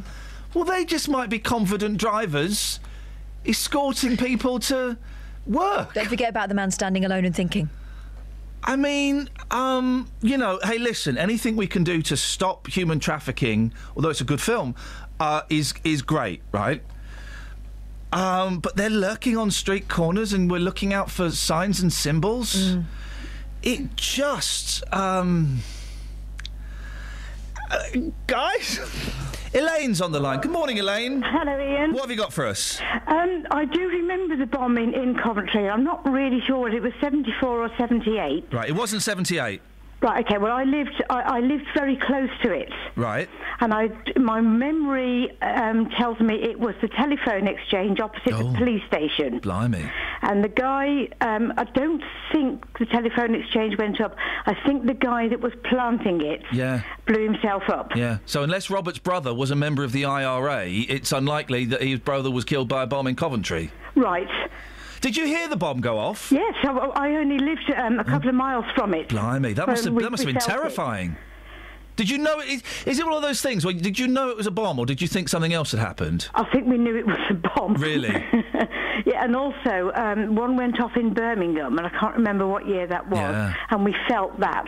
Yeah. We heard that. I mean, that was amazing. You heard the bomb in Birmingham all the way in Coventry? Yes. Flipping heck. And, I mean, that was absolutely And the thing amazing. is that a lot of people don't realise, you know, a lot of younger people don't realise that the 70s and 80s and kind of a bit of the 90s were dark times. You know, they think that terrorism is a new phenomenon, but there, you know, I remember the bomb going off. There was a bomb outside the BBC, wasn't there? Yes. At one point, I think.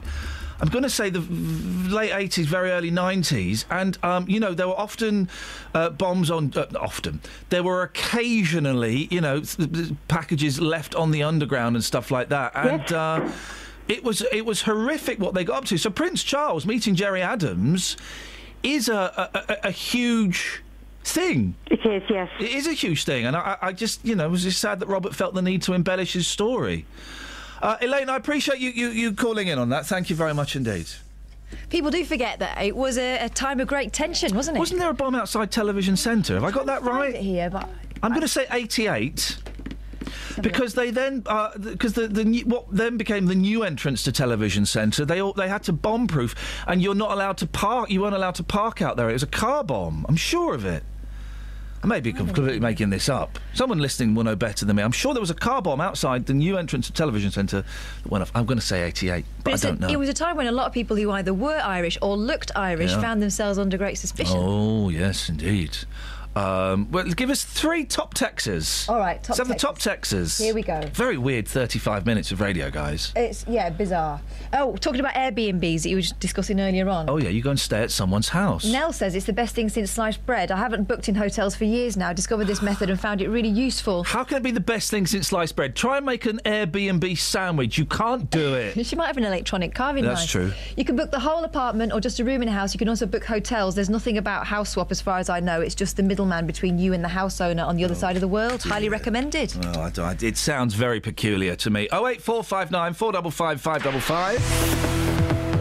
Travel news for beds, cards and bugs. BBC Three Counties Radio. It's really busy on the M1 southbound from junction 11 for Dunstable to 9 for Redbourne. It's also slow on the A1M southbound through junction 9 for Letchworth to 7 for the A602 at Stevenage. And on the M25 it's busy anti-clockwise from junction 21 for the M1 to 16 for the M40. It's also slow on the North Orbital Road at the M25 junction 21A roundabout. And if you're heading to the Black Cat roundabout on the A1 southbound, there are delays from the St Neots junction. No reports of any problems with the trains though. Samantha Bruff, BBC Three Counties Radio. Thank you, Sammy. Well, my memory is right and wrong. There was a bomb outside Television Centre. It was as recent as 2001. 2001! Blimey, I thought it was late 80s. 12:30 a.m. Yeah, it went off when the police were trying to, what do they call it? Defuse it. I was going to say undetonate it. That's the, Anyway, right, Airbnbs, Eurovision fever. And, I mean, it's just been such a weird 35 minutes. Anything else you fancy, really? Oh, save me a brioche! It's the last one. Local and vocal across beds, hearts and bucks. This is BBC Three Counties Radio.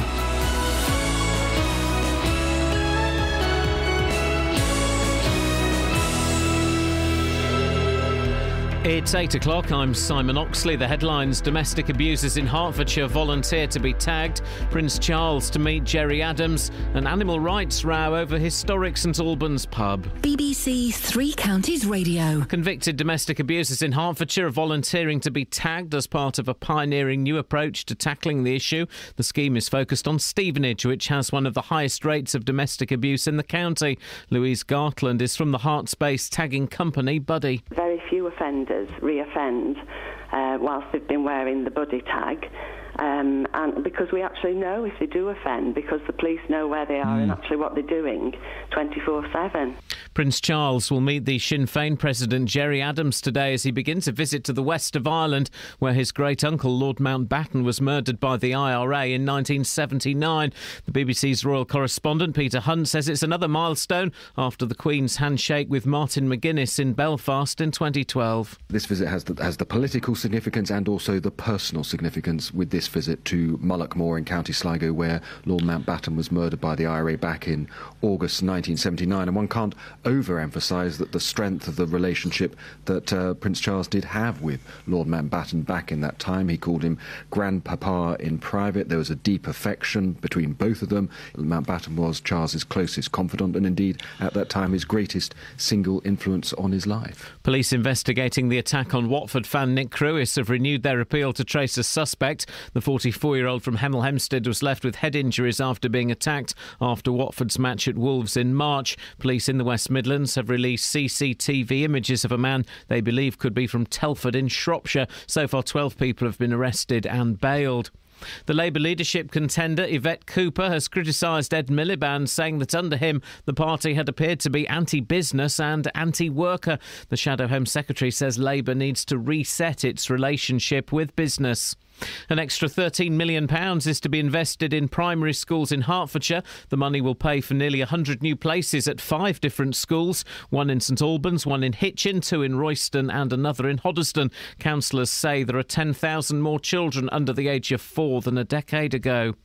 An animal rights group wants to change the name of a Hertfordshire pub which dates back to the 8th century. PETA, People for the Ethical Treatment of Animals, say Ye Olde Fighting Cocks in St Albans should be given a more compassionate name as it currently promotes animal cruelty. These locals disagree. Anyone with any sense of mind would know that it doesn't. It's obviously a historic reference, right? Cockfighting is a part of that history. I don't think it's glorifying cockfighting at all. I just think that it's a recognition that happened. Well, it's historically called the Old Fighting Cocks, so that's how it should stay. In sport, Luton Town players Sean Whalley and Ricky Miller have left the club. The pair were suspended by the Hatters last month after an alleged assault on a taxi driver. And in last night's Premier League match, champions Chelsea lost 3-0 at West Brom. The weather, a bright morning with some showers, but heavier rain this afternoon, which could turn thundery with some hail. A maximum temperature 14 degrees Celsius. And you can get the latest news and sport online at bbc.co.uk/3 counties.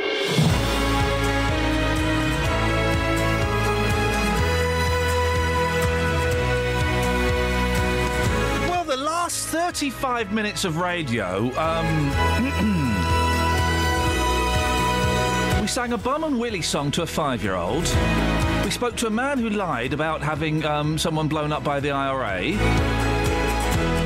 And we've been warned to look for foreigners either on their own or in groups, particularly if they're of a cocky nature. I mean, it's just... Is it a full moon? Because, I mean, the behaviour of the callers, and indeed some of the people here at BBC Three Counties Radio in the past few days, has been nuts. We're talking about Airbnb, this thing where you go and stay at someone's house instead of a hotel. Don't like the sound of that. Supposing it's a murderer or, well, on the plus side, it could be a sex fiend. You don't know. You just don't know. And And Dealey's out gauging the nation's Eurovision fever. It's this weekend, I think. Is Scoins around, or is he still pretending to be on holiday? He's pretending to be on holiday. Oh, man. He's supposed to be our Eurovision expert. Oh, well. 08459 455 555. Across beds, hearts and bucks. This is BBC Three Counties Radio. We'll do some more texts in a minute, but before that... a number of men found guilty of assaulting their exes have volunteered to be GPS tagged as part of a new prevention scheme in Hertfordshire. They're all based in Stevenage, which Herts Police says is one of the highest domestic violence rates in the county. Well, Harry Fletcher is Director of Digital Trust, which supports victims of domestic abuse. Morning, Harry. What do you think of this scheme? Morning, Ian. Well, tagging's been around for about 20-odd years now, and I've not seen any evidence that it has any impact on crime, either reducing it or increasing it. Tagging traditionally was the offender was confined to their home. This scheme is different because they're confined away from the home, so we'll have to see whether that has any impact on domestic violence.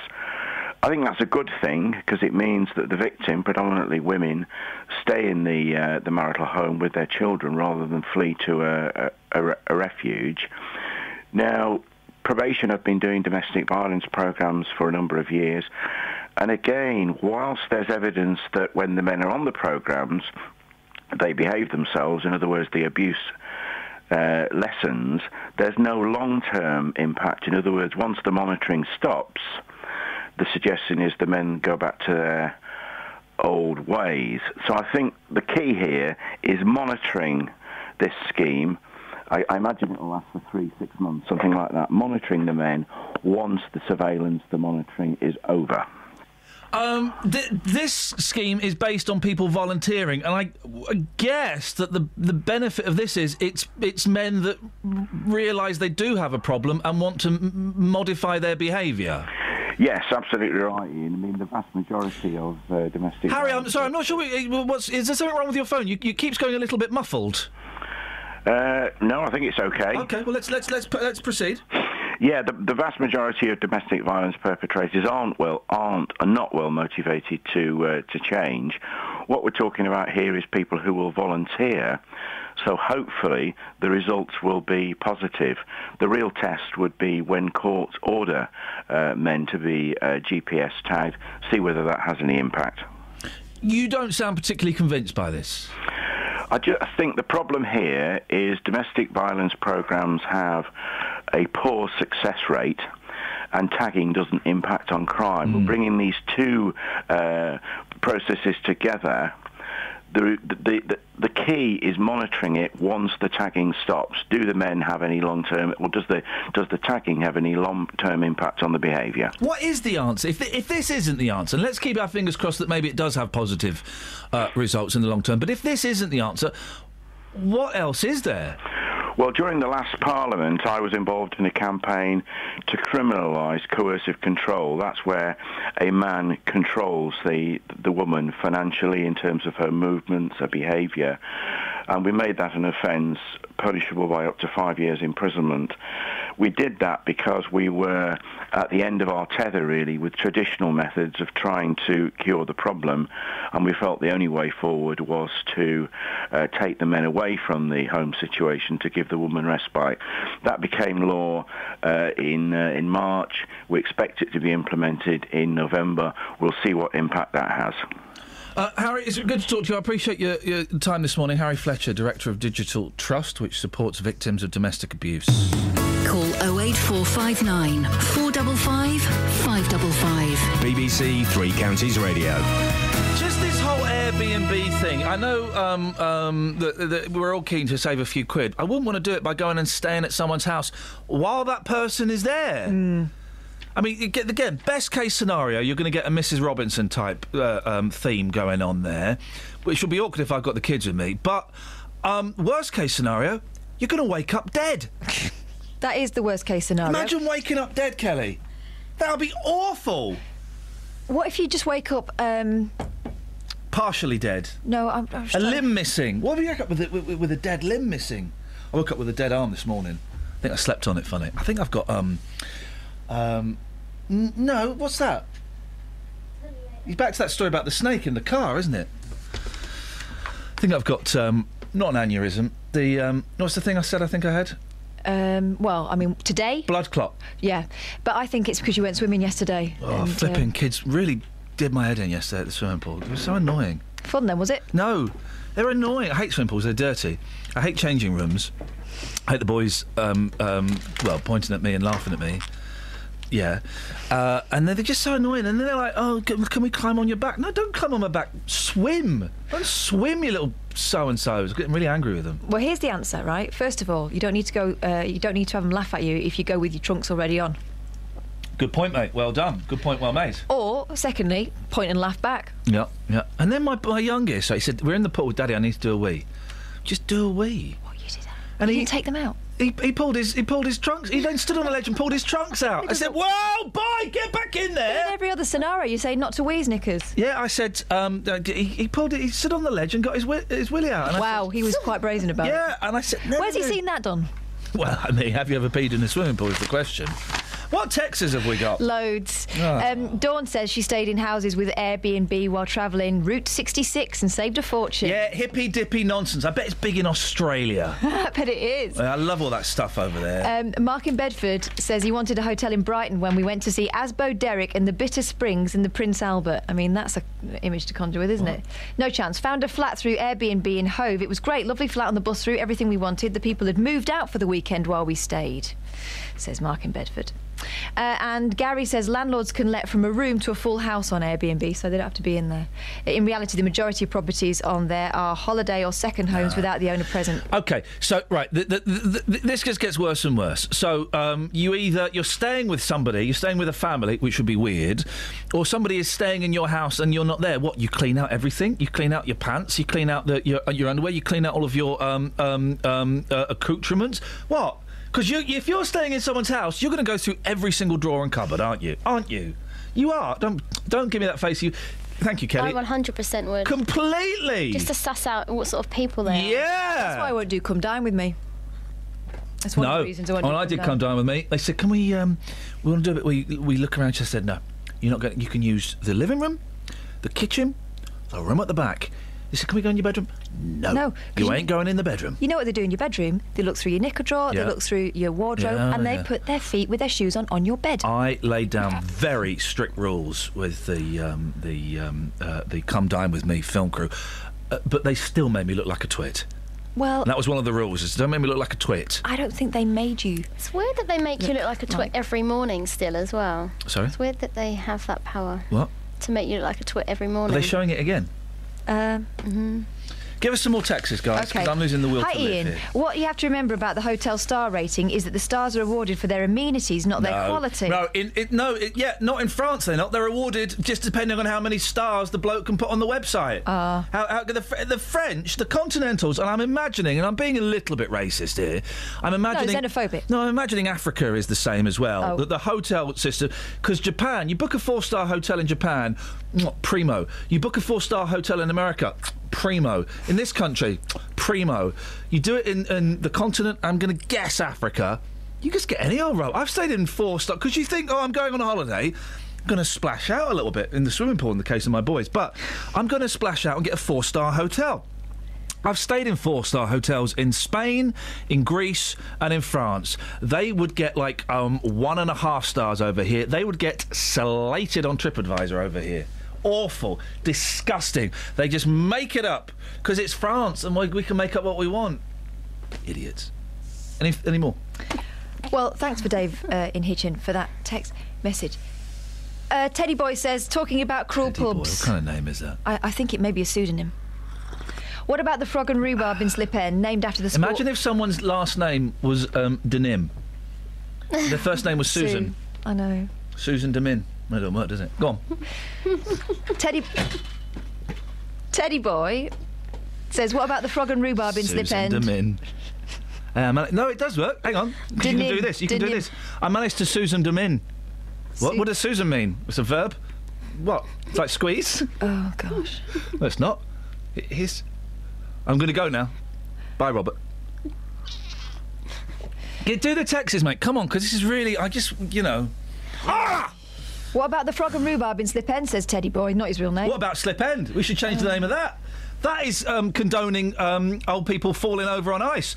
And film crews, because what film crews do in the winter, the BBC is guilty of this, the bloated Broadcasting Corporation, copyright John Gaunt, is they go, oh, let's find a bit where some old people are going to fall over. Instead of helping them, we're going to film them. 5 gold stars for that observation. 5 gold stars. Travel news for beds, cards and bugs. BBC Three Counties Radio. There are queues building up on the M25 in both directions at junction 25 for Enfield on the exit Slip Road, and on the M1 southbound it's slow from junction 11 for Dunstable to 9 for Redbourne. In High Wycombe on the A40 London Road, that's looking really busy in both directions as well on the speed sensors, and on the A1 southbound approaching the Black Cat roundabout from the St Neots junction, that's looking really busy too. No reports of any problems on the trains at the moment. Samantha Bruff, BBC Three Counties Radio. Sammy, thank you so much, mate. Appreciatos. I hope you get paid for the work you do. 8:15. I know that technique. I can only read the first 5 words of your message, Kelly, and I know that technique. 8:15. It's Tuesday, the 19th of May. I'm Iain Lee. These are your headlines on BBC Three Counties Radio. Convicted domestic abusers in Hertfordshire are volunteering to be tagged as part of a pioneering new approach to tackling the issue. Prince Charles will meet the Sinn Féin president, Gerry Adams, later, 36 years after the IRA murdered his great-uncle, Lord Mountbatten. And an animal rights group wants to change the name of historic St Albans pub, Ye Oldie Fighting Cocks. BBC Three Counties Radio.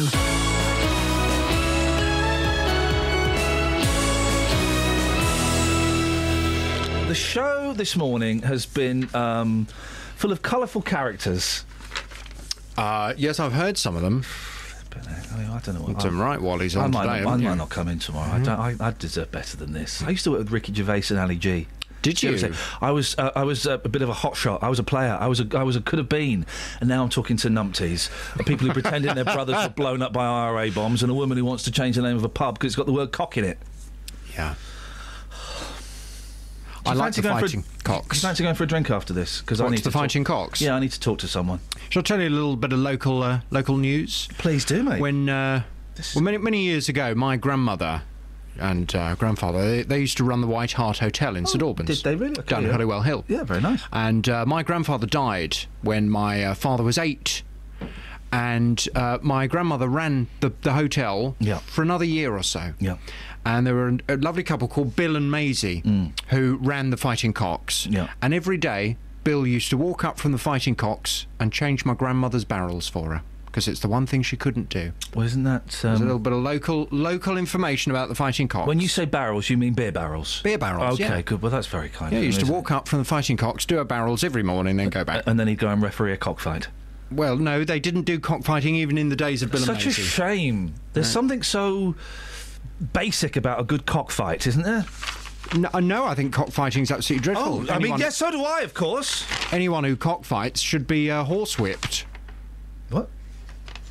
Anyone who cockfights should have to fight a bear. They don't still do cockfighting, do they? Of course they do. Well, funny people probably do, weirdos. Well, but it's silly to change the name of the pub, isn't it? It's absolutely crazy. Here we go. It's historic. Yeah. That's the button I wanted to press. Royal St Albans. Yes. Well, now St Albans means something, doesn't it? Apart from good times. What do you mean? St Albans, doesn't it? First Christian martyr. Yeah. Yeah. Yeah. This is very, very I don't know what's local and today. vocal today. Hey, BBC Local Radio. Yeah. Oh, God, I've been listening to so many BBC Local Radio stations. I mean... How do we get away with the stuff that we do? By that I mean quite good radio. Because it turns out that the main requisite to work in BBC Local Radio is to be really boring, bland, and talk rubbish. One of your contemporaries on another radio station, flipping heck, they do like...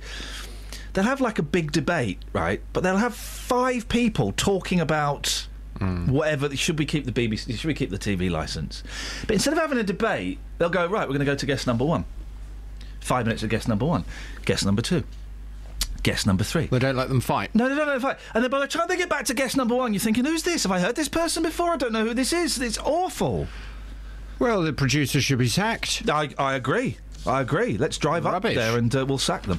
What's on your show this morning? Coming up on my big phone in this morning from 9, do you think it's time to lower the drink-drive limit in this country? The Police Federation, who represent ordinary officers across the country, say they want the drink-drive limit lowered, in line with Scotland. This would mean that drivers in England could be over the limit after just one small glass of wine or beer. Prosecutions in Scotland for drink driving have gone down by a third, apparently, since the new rules were put in place, and it's thought some drivers are deciding not to drink at all because they can't be sure whether just the one would put them over the limit. Well, from 9 this morning, I want us to debate this. Do you think it's time to lower the drink drive limit in this country? I'd love your call, your view, on 08459 455 555 from 9. Every weekday from 3. Local stories. People in Watford are being urged to celebrate their local heroes by creating a postcard in their honour. In other local news, rugby fans are being warned to watch out for fake World Cup tickets. Roberto Peroni. Now, a metal detectorist has discovered an archaeological find in a field near Royston in Hertfordshire. Taxi drivers in Luton are demanding to be allowed to drive in bus lanes at all times. There is to be a new station at the Leighton Buzzard Narrow Gauge Railway. Roberto Peroni. Weekdays from 3 on BBC Three Counties Radio.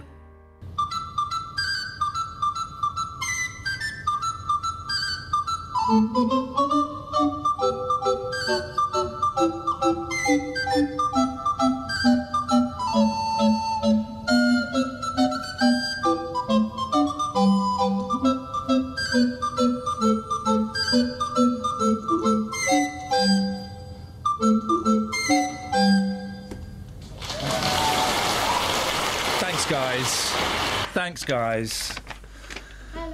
Well, go on, Kath. We're having a funny one today, aren't we? Yes, I mean, can we just delete this from the BBC iPlayer and pretend this show never happened? I don't know. I need the last sort of 40 minutes or so just to check that I was really alive at this point. No, man alive. Adam in Hemel asked whether his band's lifted yet. Yeah, it was only for last week, mate. Yeah, exactly. Yeah, We've forgotten all about the moment.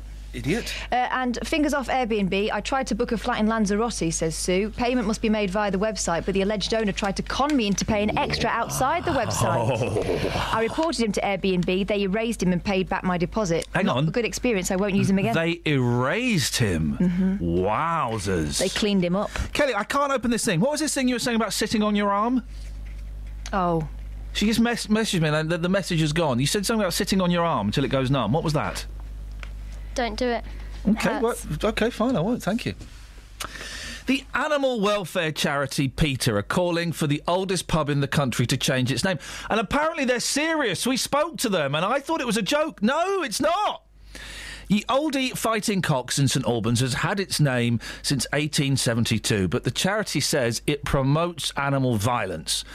Well, Keith Wildman is a writer with a penchant for pubs, and also, I believe, Keith, you're a supporter of animal violence. Is that right? Very much so, yeah. Excellent. Yeah. Now, first of all, of course I'm joking there for those people listening who don't get jokes. Is it, because all pubs say that they're the oldest pub in the country, don't they? I have been to many, many pubs, all of which claim to be the oldest pub in the country. Say you go to London, every pub in London is the oldest pub in London. How do they get away with that nonsense? You either get the oldest pub in London, or the biggest bar in the world, or it's the smallest pub in the country. I think they all go from a different angle. Some have the longest continuous licensed premises. Some go for the oldest building. It's all very. I mean, it's good. It's good these days that we still have pubs. So yeah, you love it, don't you? I'm not complaining. Yeah. This is nonsense, isn't it? That PETA, who they're a slightly controversial animal charity, but they do some good work. But they're genuine. They want to change the name of Ye Oldie Fighting Cocks. To be honest, when I first heard this, I didn't think it was serious. I thought maybe it's a bit of a publicity stunt to get the name on the radio and the papers. But if I am serious, it's very, very bizarre. I mean, there seems to be a lot of people who are looking to be offended these days, and if they just notice after 140 years that this pub is called a Fighting Cock, then, why now? I mean, one of the best pubs around, one of my local pubs in Bradford, is called the Fighting Cock. I've been going there for 20-odd years, and I've yet to experience any spontaneous outbreaks of animal violence or cockfighting. The barman locks the door, draws the curtain, goes, "All right, lads, get your cocks out," and then they just start having a little fight. That's never happened there. It's no, never. No, it's you know, to be honest, it's the first time I've given the name any thought whatsoever. You know, I've heard about this and then I thought, oh yeah, hang on a minute, yeah, that's you know, that's what it relates to. The thing is, some boozers as well can have quite naughty names, can't they?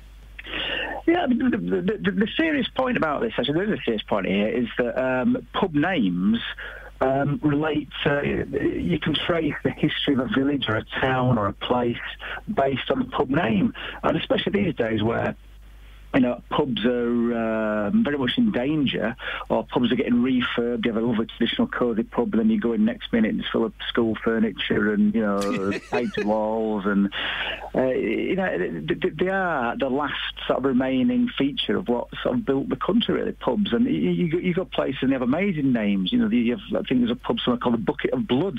You know, it's a great name. Why would you know, are we going to start changing the bull's head, the three-legged mare, the swan with two necks, because they offend swans with, you know, disabled swans? Disabled swans, yeah, it's crazy. I mean, I have actually found, I was just looking this morning at unusual pub names, and I found a pub that Petter might like in Hereford called The Bunch of Carrots.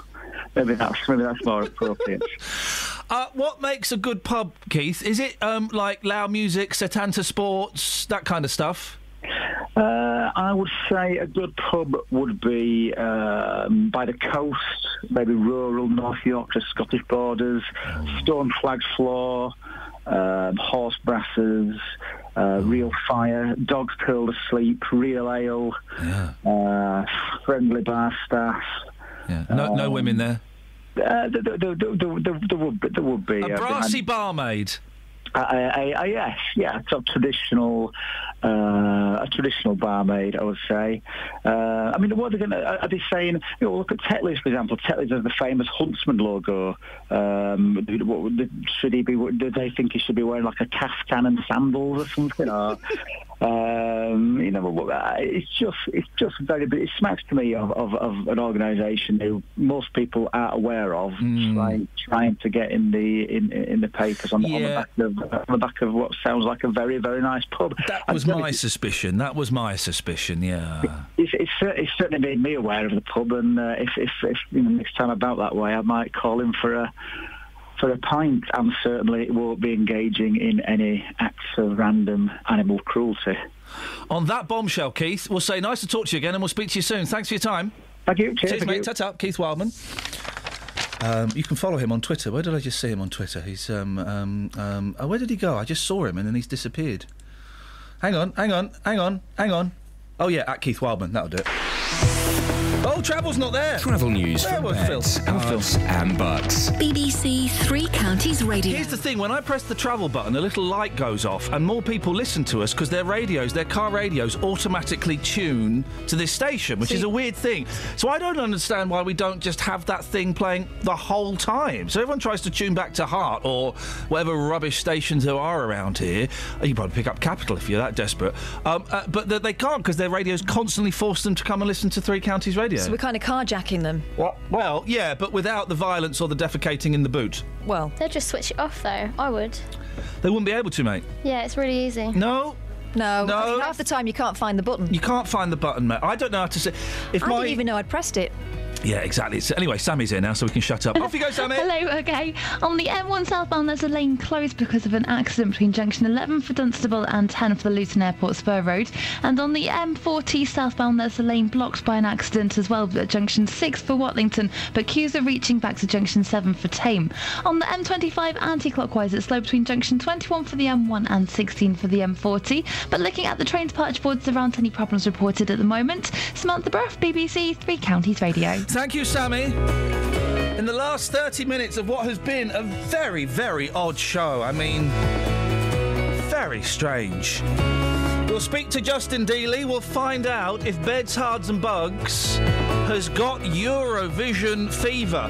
Can we get Lockers on the phone as well? We need to find out. You need to just make sure that Matt Lockwood is going to local singer-songwriters' house this weekend for his annual Eurovision party. It was arranged a few months ago, but knowing Matt Lockwood, he'll now say he's got something to do. Annual Eurovision party. Yes, that's what I said. Let's get the news.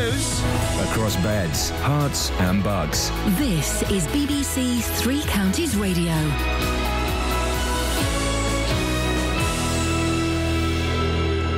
It's 8:30. I'm Simon Oxley. The Prince of Wales will meet the Sinn Féin President Gerry Adams today as he begins a visit to the west of Ireland, where his great-uncle Lord Mountbatten was murdered by the IRA in 1979. Convicted domestic abusers in Hertfordshire are volunteering to be tagged as part of a pioneering new approach to tackling the issue. The scheme is focused on Stevenage, which has one of the highest rates of domestic abuse in the county. And an animal rights group wants to change the name of a Hertfordshire pub which dates back to the 8th century.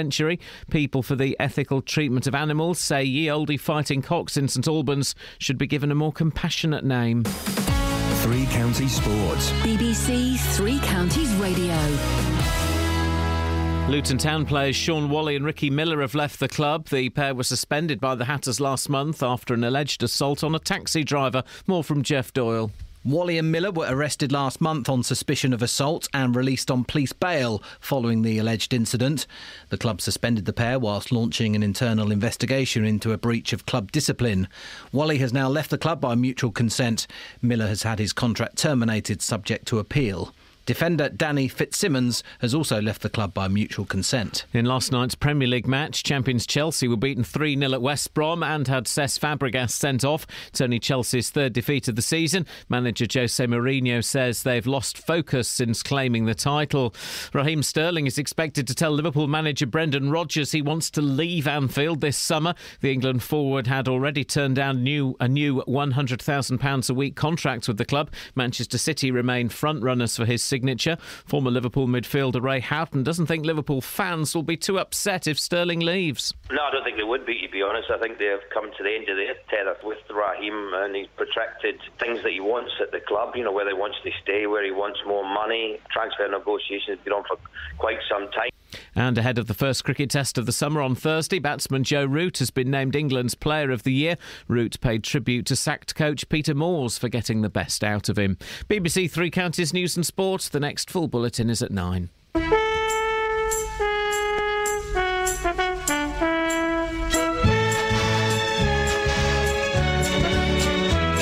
There once was a wealthy man who had a wonderful idea to bring children from all places with all kinds of faces together into a sailing ship. There were 40 boys and girls. They would sail their ship around the globe, so they called it the United World. The ship was just 3 weeks from shore when a hurricane bore it down. The waves were big as mountains. They found they would surely drown. They jumped into the lifeboats, rowed away from the wreck. They didn't count them, they hadn't time. 5 children were left behind. The children fought the storm all night and finally fell asleep. They didn't realize the ship had been blown across a reef into the Lost Islands. What? Hiding in the bushes was a watchful pair of eyes, and living in the valley were people lost in time, ruled over by a tyrant whose face was in a mask. The children must defeat him so they can escape at last from the Lost Islands. The Lost Islands. Call 08459 455 555. BBC Three Counties Radio. Delia, I don't want to worry you. Oh, yes. But we spoke to a guest earlier on who's doing a conference on human trafficking tonight. She's going to tell people the signs and symbols to look out for. Yeah. I asked her to give us some of the signs. She said people standing on the street, either alone or in groups, looking a bit cocky. Now, that's you. Well, that's how do you know? You're in a studio. How do you know what I do on the streets? Well, I guess you've got a cocky attitude about you. Not criticism, it's a fact, Okay, description. all right. And you stand out on the streets. Yeah? Yeah, it's been a really weird show today, mate. So you now think that I'm involved in illegal activity because I stand on the street and talk to people? Well, if I'm only going by the evidence this woman gave me. Okay. Yeah. Looks like I've been rumbled. It's been such a... Have you heard any... I had to sing a Bum and Willie song to a 5-year-old. Yes, I heard that. We had a man pretending that his brother had been blown up by a fictitious IRA bomb. Yes. And then we had this woman telling us to look out for foreign people standing on the street as they might be human traffickers. And on top of that, one of the world's oldest pubs in St Albans, Ye Old Fighting Cocks. Let's change the name because it's cruel towards animals. Teacher, leave our... Oh, I got it. Here we go. Hey, Peter, leave our cocks alone. I've realised that sounded much worse than I meant it to. I'm glad I changed it from teacher to Peter, because that would have been, that would have been the 70s summed up in one catchy line. Anyway, moving on swiftly. Eurovision fever. Our Eurovision expert, Paul Scoynes, is being a bit of a cheese. Why? Well, he's not answering any of the, our questions. Has he gone all big time again? Yeah, the big time. Well, he claims he's on holiday. Yeah. Yeah. That was for a few days. Trust me, that holiday is over. He's made a video. I think it was him in Bedford last week being all political. Look at me. I'm a political reporter now. I don't answer the phones anymore. Look at me. It's all gone to his head. I think it's just gone politically correct. Yeah, I think it's gone politically wrong in Scoynes' case. Yeah. I wonder how what his views are on the election result. Anyway, so Justin, you're stepping into his shoes. Yep. For today. You've taken Eurovision. It's happening. It's happening this week, I think. This weekend, yes. And we're going to hopefully speak to Matt Lockwood a bit later on. He's literally just been woken up by Kath. But, Tony. Hello. Are you looking forward to Eurovision, mate? Yes, Mr. Pussycat. Ooh. I think that's some kind of flirting. I'm going to go with it. Tell me why, Tone. Why, what? Why are you Mr. Pussycat? No, why are you looking forward to the Eurovision, you plum? Oh, plums, if you don't mind. Yes? Well, I just like a good laugh. I try to work out... What are you doing listening to this show, then? I like to have a bet, you see, on who's going to slag us off and not vote for us and what the political opinion is. I see. Well, do the foreigners like us now? I think now that... Tony Blair is gone and taken Iraq and the rest of them with him, I think we might get back in again. Hey, Iraq and roll, guys. Yes. So are you actually going to be watching it? Yes. Okay. All right, Tony, I've got to cut you short because...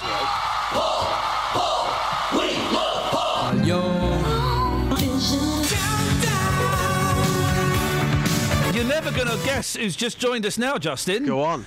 It's your brother from another mother. Morning, Scoynehead. Hey, morning. How you doing? I've never heard you sound so perky. Well, I've had a holiday. Wowzers. Well, how did that go?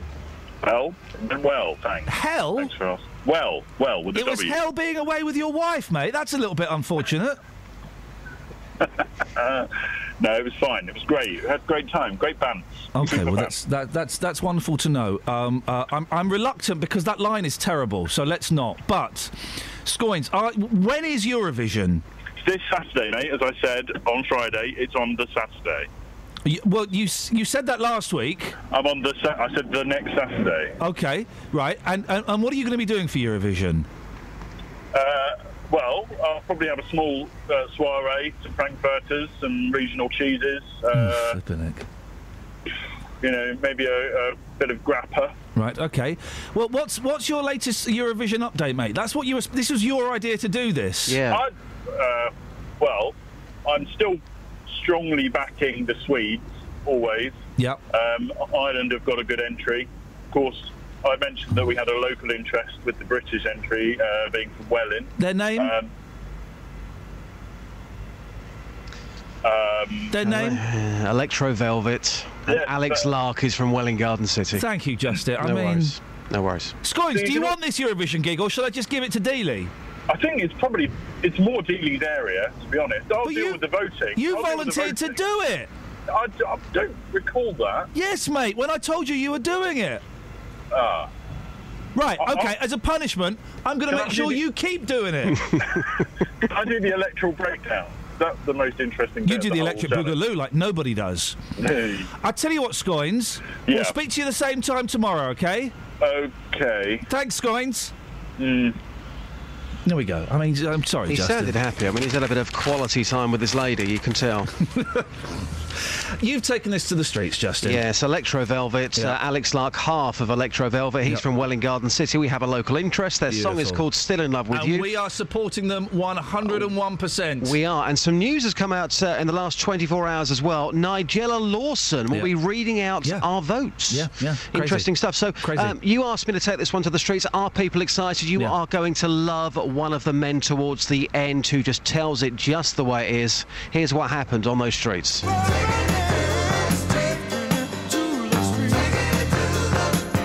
Taking it to the streets with J-Dog. Sir, you look incredibly excited, counting down the days, correct? Eurovision? Yes, I am expecting to be a very nice one. Eurovision, madam? No, really, again, dreadful. Sandra, are you up for it on Saturday? What's happening Saturday? Eurovision.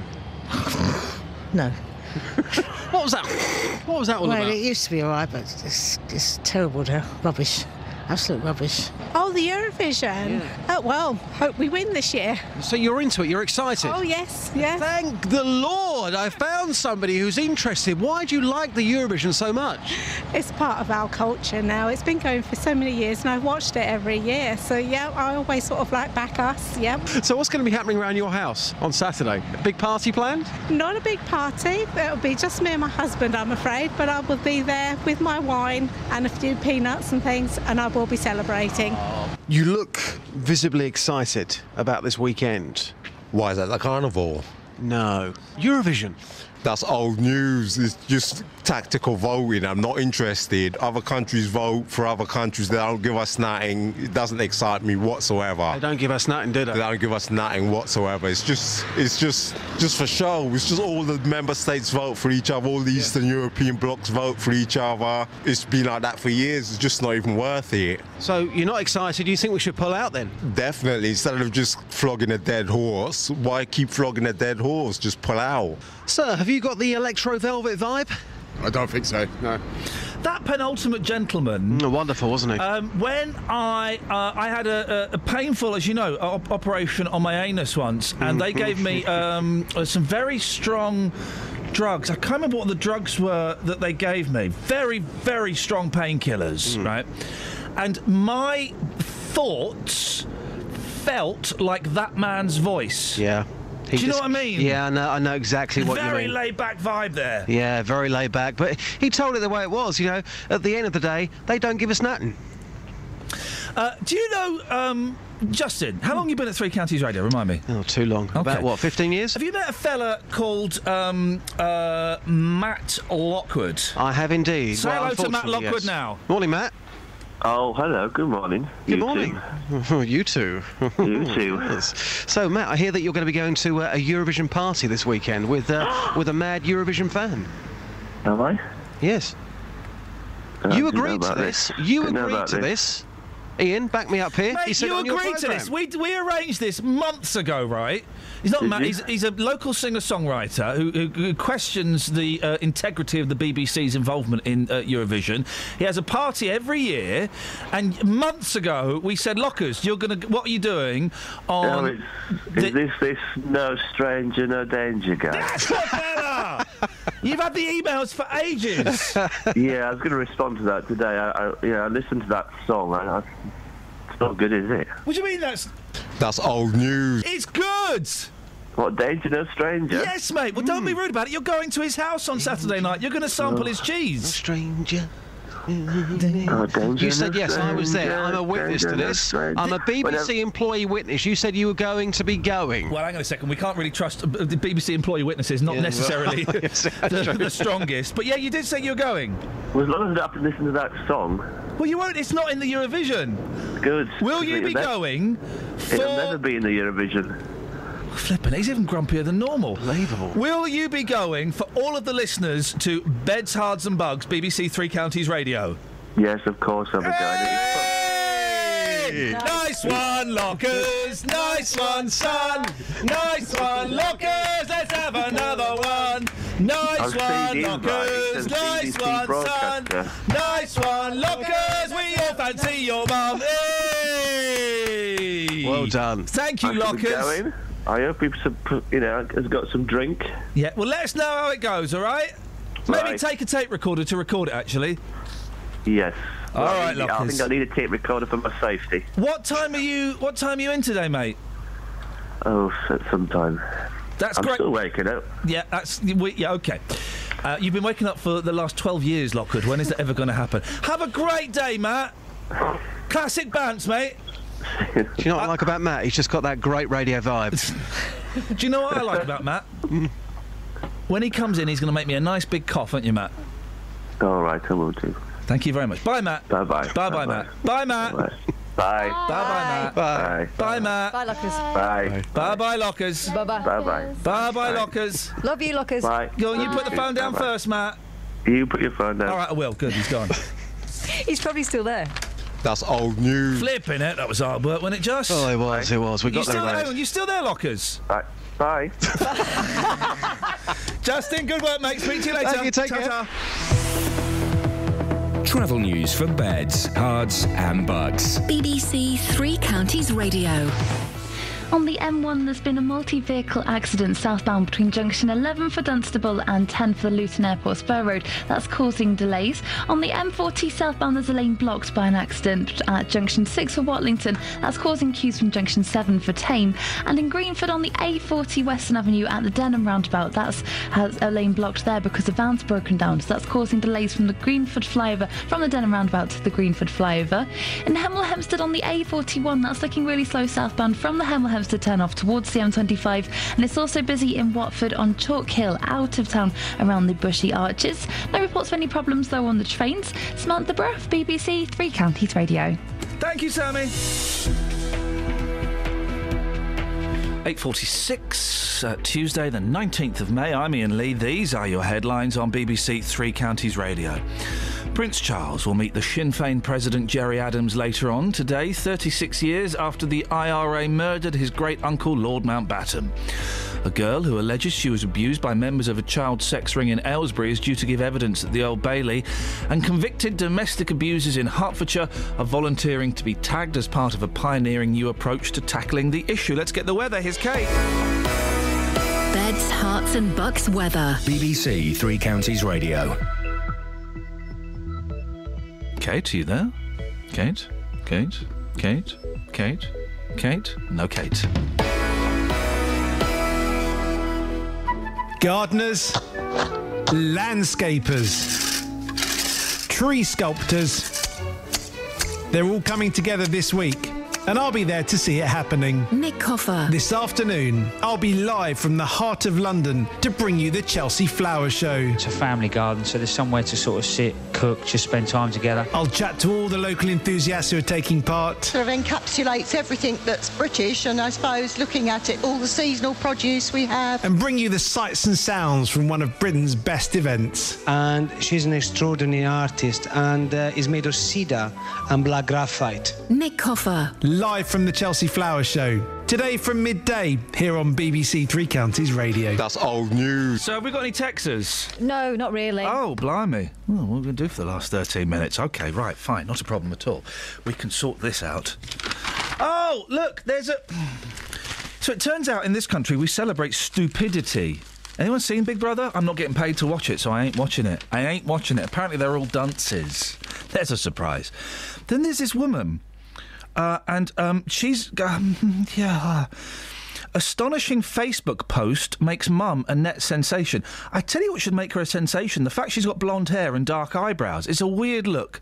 That Cara Delevingne has that look, and I don't buy it. I don't buy it. There's something about that boy I don't like. A young mum has become an internet sensation after asking Facebook friends who David Cameron is and calling Barack Obama a terrorist. Well, in the eyes of many, he is. Devon Boone, Devon Boone, I'm going to say that name again. Devon Boone, 21, was baffled by online references to the PM during the election. So she went on Facebook to ask, who's David Cameron and why do people keep posting about him? She couldn't even Google him. She then said... what? She then said... Devon then said Tony Blair and Osama bin Laden were the only prime ministers she knew about, and claimed US President Obama was a terrorist. Now, right, okay, so this woman's dumb. That's fair enough. There are loads of dumb people around, and that's fine. You know, the world is full of dummies. But why is this? I don't understand why this is in the newspaper. Why this has become a thing. I don't understand why someone daft on Twitter is suddenly a thing, because there are loads of them. Who's David Cameron, and why do people keep posting about him? Please tell me you're joking, says someone. No, lol. I would Google it, but my phone's slow. Aha. It's not the phone. Then a friend said he's one of them politic MP people. Yep. Oh, I don't even know. I don't vote or know how to. Ha ha ha. Cause you're thick as flip. And it ya. No, she says, I don't follow politics, lol. Don't see the point in Tony Blair and whoever else bin Laden. Here's the thing, right, that I don't get about lol. Laugh out loud. Well, yeah. Why not just put ha? Ha. That's what I realised. I've been using ha as the same as lol, because it's a ha.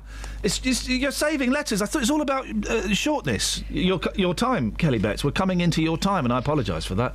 I'll give you some of that back when I can. Thank you. But the ha is shorter than the lol. And a lot of mums, in particular, and I'm talking about mums my mum's age, about 60, think LOL is for lots of love. Well, that was David Cameron, wasn't it? It was David Cameron's defence. Oh, did he do that too? He thought when that ginger woman who, not Rebecca Luce, she was the one that played with the pig. Yeah. And no David way to talk about David Beckham. He thought it was lots of love. Yeah. Well, so did my friend's mum. She got a message saying, "Sorry, Auntie Val's I'm afraid Auntie Val's in hospital again. LOL, mum." They are. It's just. I don't know. Bored of people and idiots. So that's the way to get famous now. Either get your bits out, or be daft, or both. Oh, Kelly Brook, isn't I do those all the time, and I'm not famous. Well, you're famous in my Listen to this. This is exciting. No, 08459 455 555. By the way, no sleep for a week. Why? To stop the eye-eating worm. Oh yeah, bonus. How did he get in? This is an interesting name for the reporter, Martin Fricker. It's an interesting name, isn't it? A teen was kept awake for a week. Flipping out. Do you remember there was a programme? It was 11 or 12 years ago, hosted by Dermot O'Leary, where it was like running live for about 2 weeks, and it was people staying awake. Do you remember this? No. So when I was doing Rise, I remember it, and I was really excited by it. And it was like it was when reality TV was kind of new. And so the thing was, people had to stay awake for as long as they could, and the winner was the person who stayed awake the longest. And it was scheduled to run for 2 weeks, right? And everyone was really excited about it. Then 3 days into it, blooming health and safety people got involved, and complainers got involved. So everyone was allowed to sleep for 5 minutes an hour. Well, what's the point of that? Remember Touch the Truck? I've heard of Touch the Truck, yeah. Big in America. They tried it here, Channel 5, hosted by Dale Winton. The wrong person to host it. You should have given it to me. It's genius. So it's about 50 people all touching a truck. Mm-hmm. Person who keeps their hand on it the longest wins it. And it goes on for days, and you're not allowed to sleep. And you're not allowed to go and do poo-poos or wee-wees or even have a munch down on a sausage. And it was in a shopping centre. And so people were touching this truck for days. And the thing is, after 4 days of not sleeping and touching a truck, you go nuts. Yeah. And you see snakes all over your hands, and it's mental. They should bring that back. They should release it on DVD. Well, now they're doing that slow television where you can watch a barge going along. I mean, I'd rather watch people going nuts around a truck. A teen was kept awake for a week so a parasite burrowing into her eye could be killed. This is like the stuff of legend. This is like Inner Space. They're like drying it out then? Is that what they were doing? Jessica Greenie... Surely she can close one eye. What? Yeah, but you can't close one eye when you go to sleep, mate. Can you? You've got, Jessica Greenie. Oh, we shouldn't, should we? 18, got the freak infection. Here we go, guys. This could happen to you. Jess, I don't trust... She wears contact lenses. I don't trust contact lens wearers. Well, exactly. You're lying. I'm not. It's like the Wonder Bra. It's a lie. Well, it doesn't make my eyes look bigger. No, it's a lie. You've got a defect, and you should be open about it. Well, I do wear my specs now and again just to let you in on it. Jessica Greenie got the 18 got the freak infection from tap water which splashed on her contact lens. What? Her left eye was clamped open and drops administered every 10 minutes. Jessica said apparently all water has bacteria. Well, duh. Acanthamoeba keratitis is one. This is in tap water. The parasite can paralyse or kill as it eats through the eye into the spinal cord. Enjoying your breakfast of eyes and spinal cords? Jessica said doctors had to keep me awake. It was torture. Oy. People must be very careful with contact lenses. If even a drop of water comes into contact with a lens, problems can occur. This is nuts, and do you know what? I don't believe Jessica Greeny. I got my infection by just leaving my contact lenses near my sink. No. I bet she was swilling them out with the water. People suck them, don't they?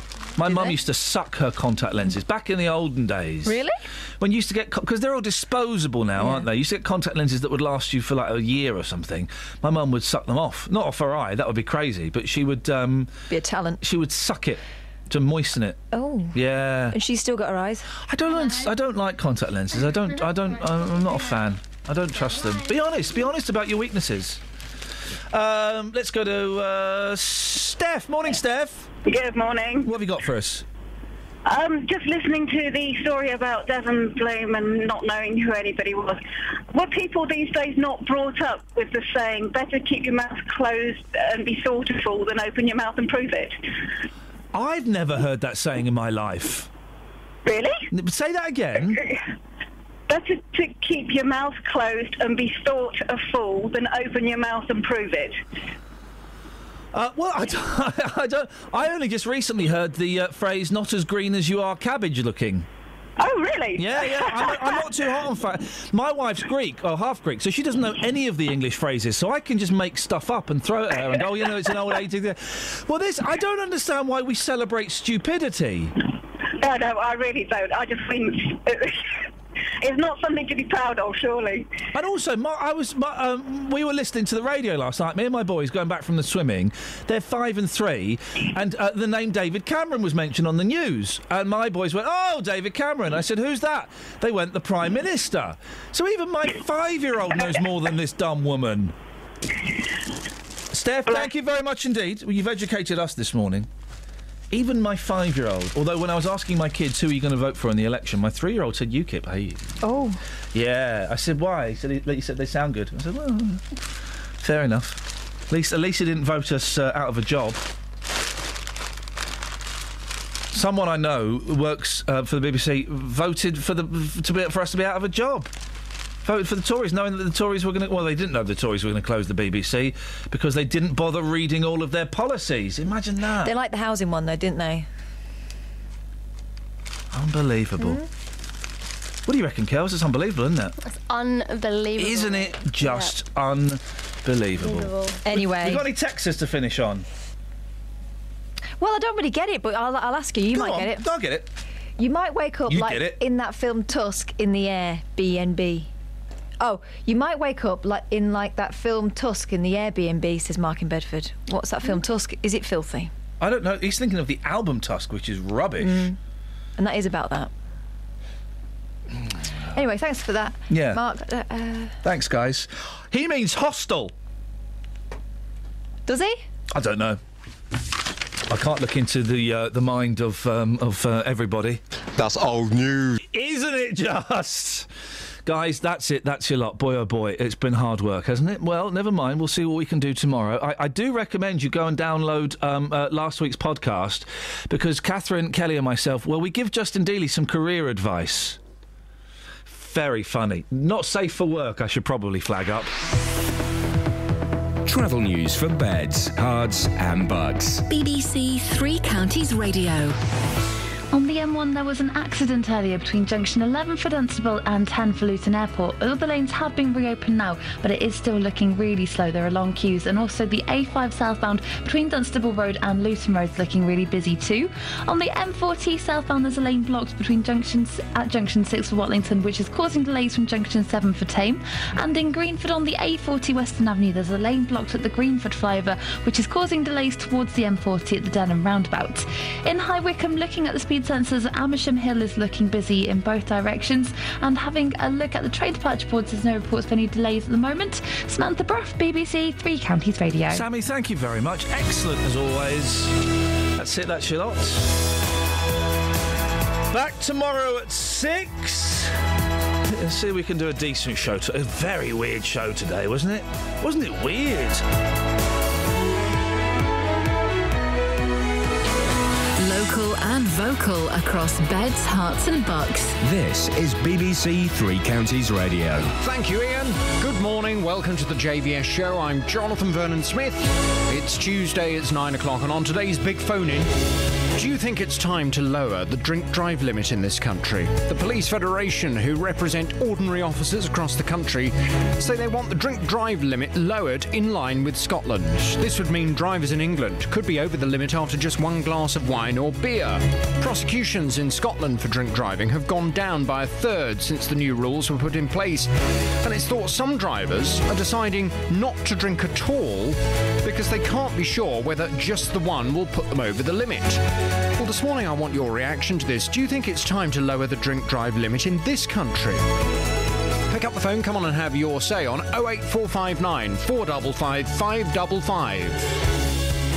This is the JVS show on BBC Three Counties Radio. I'll take your call in just a second, but first let's get the latest BBC News at 9 o'clock. Here's Simon Oxley. The headlines: Prince Charles to meet Jerry Adams, alleged victim to give evidence in Aylesbury abuse trial, and police say drink drive campaign should target women. BBC Three Counties Radio. Prince Charles will meet the Sinn Féin President Jerry Adams today as he begins a visit to the west of Ireland, where his great-uncle Lord Mountbatten was murdered by the IRA in 1979.